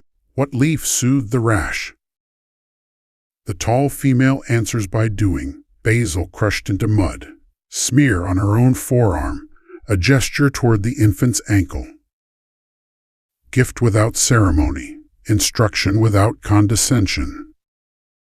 The cousin mother nods the nod of someone who plans to copy shamelessly, which is the only correct plan. Noon draws its hard line and releases it. The band and cousins part with glances that mean what glances can mean without verbs. Good. Later. We know the same river now. They carry away new wrist angles, new small braveries, new maps of which doors in the world will open if you lean with the right shoulder. Behind them, salt dries to a paler sentence.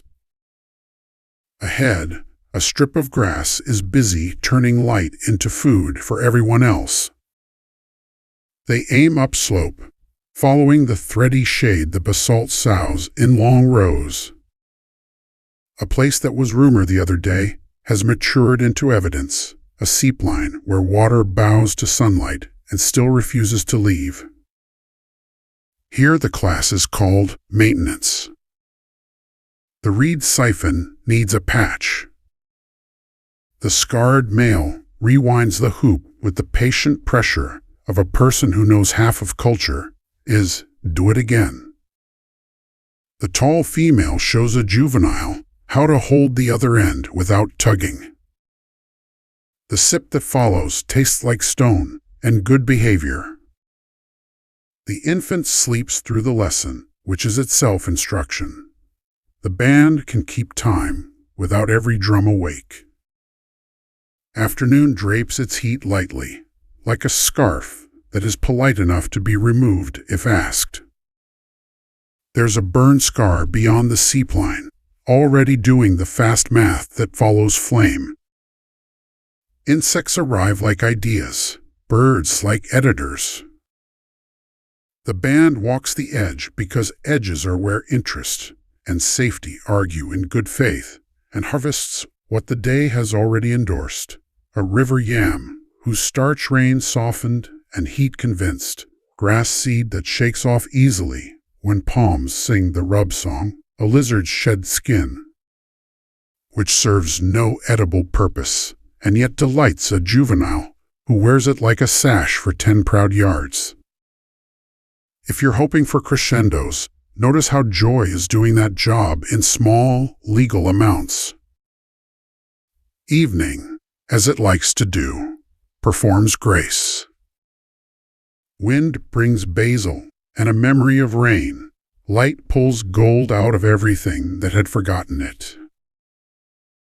They reach the sleeping shelf that has become theirs, not by ownership, but by repetition.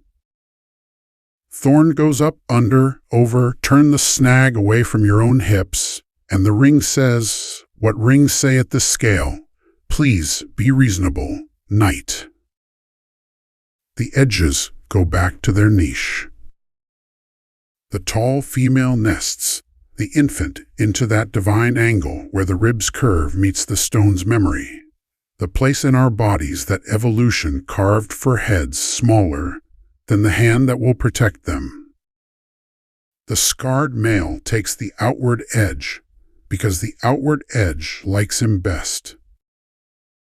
Another adult sets a reed mat where wind has proven it likes to invent drafts and tells the draft not tonight without being unkind. Bedtime is review. The juveniles narrate the day with their bodies, the vulture's punctuation, the salt's etiquette, the wrist that learned yesterday's trick and made it today's reflex. Adults respond in the language that keeps culture from becoming noise, the stillness that says yes, the small exhale that says, keep that one. The infant twitches in sleep, practicing the clasp that will someday hold a flake, and then, further on, a hand that offers a flake. Tomorrow has already arrived in the smallest muscles. We should step outside the circle once more, not to apologize, but to underline the craft you asked of us.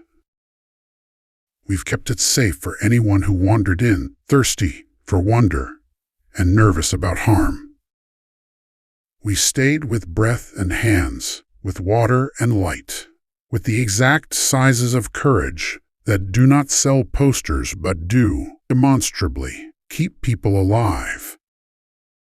On a platform that loves big moments, we chose the truth that big moments are made of small ones done incorrectly, again and again without applause. Night builds its scaffolding owl thread, hyena algebra, the quiet shuffling of leaves where nothing bad is happening and everything alive is merely repositioning.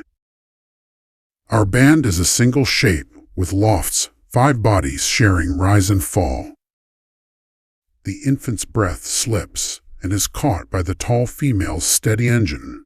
The scarred male's jaw unclenches and stays that way. A juvenile murmurs through a half-dream of walking a thin seam between warm rock and cool air in perfect, arrogant balance. Stars look like they always have older than any love story, and yet matching its tone. Will they stay here forever? No. That isn't how valleys or people work. Rain will write new routes. Drought will alter negotiations. Fire will offer sweetness at a price. Lions will be beautiful and inconvenient. Bees will keep a treasure they will eventually share in exchange for the kindness of smoke. The cousins will pass through again, and the bands will borrow from one another shamelessly, because shamelessness is how culture improves. The tall female will grow thin one season, and then fatten with relief.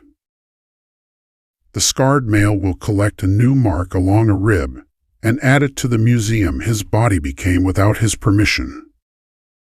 A juvenile will become a watcher, because some bodies prefer horizon to comfort.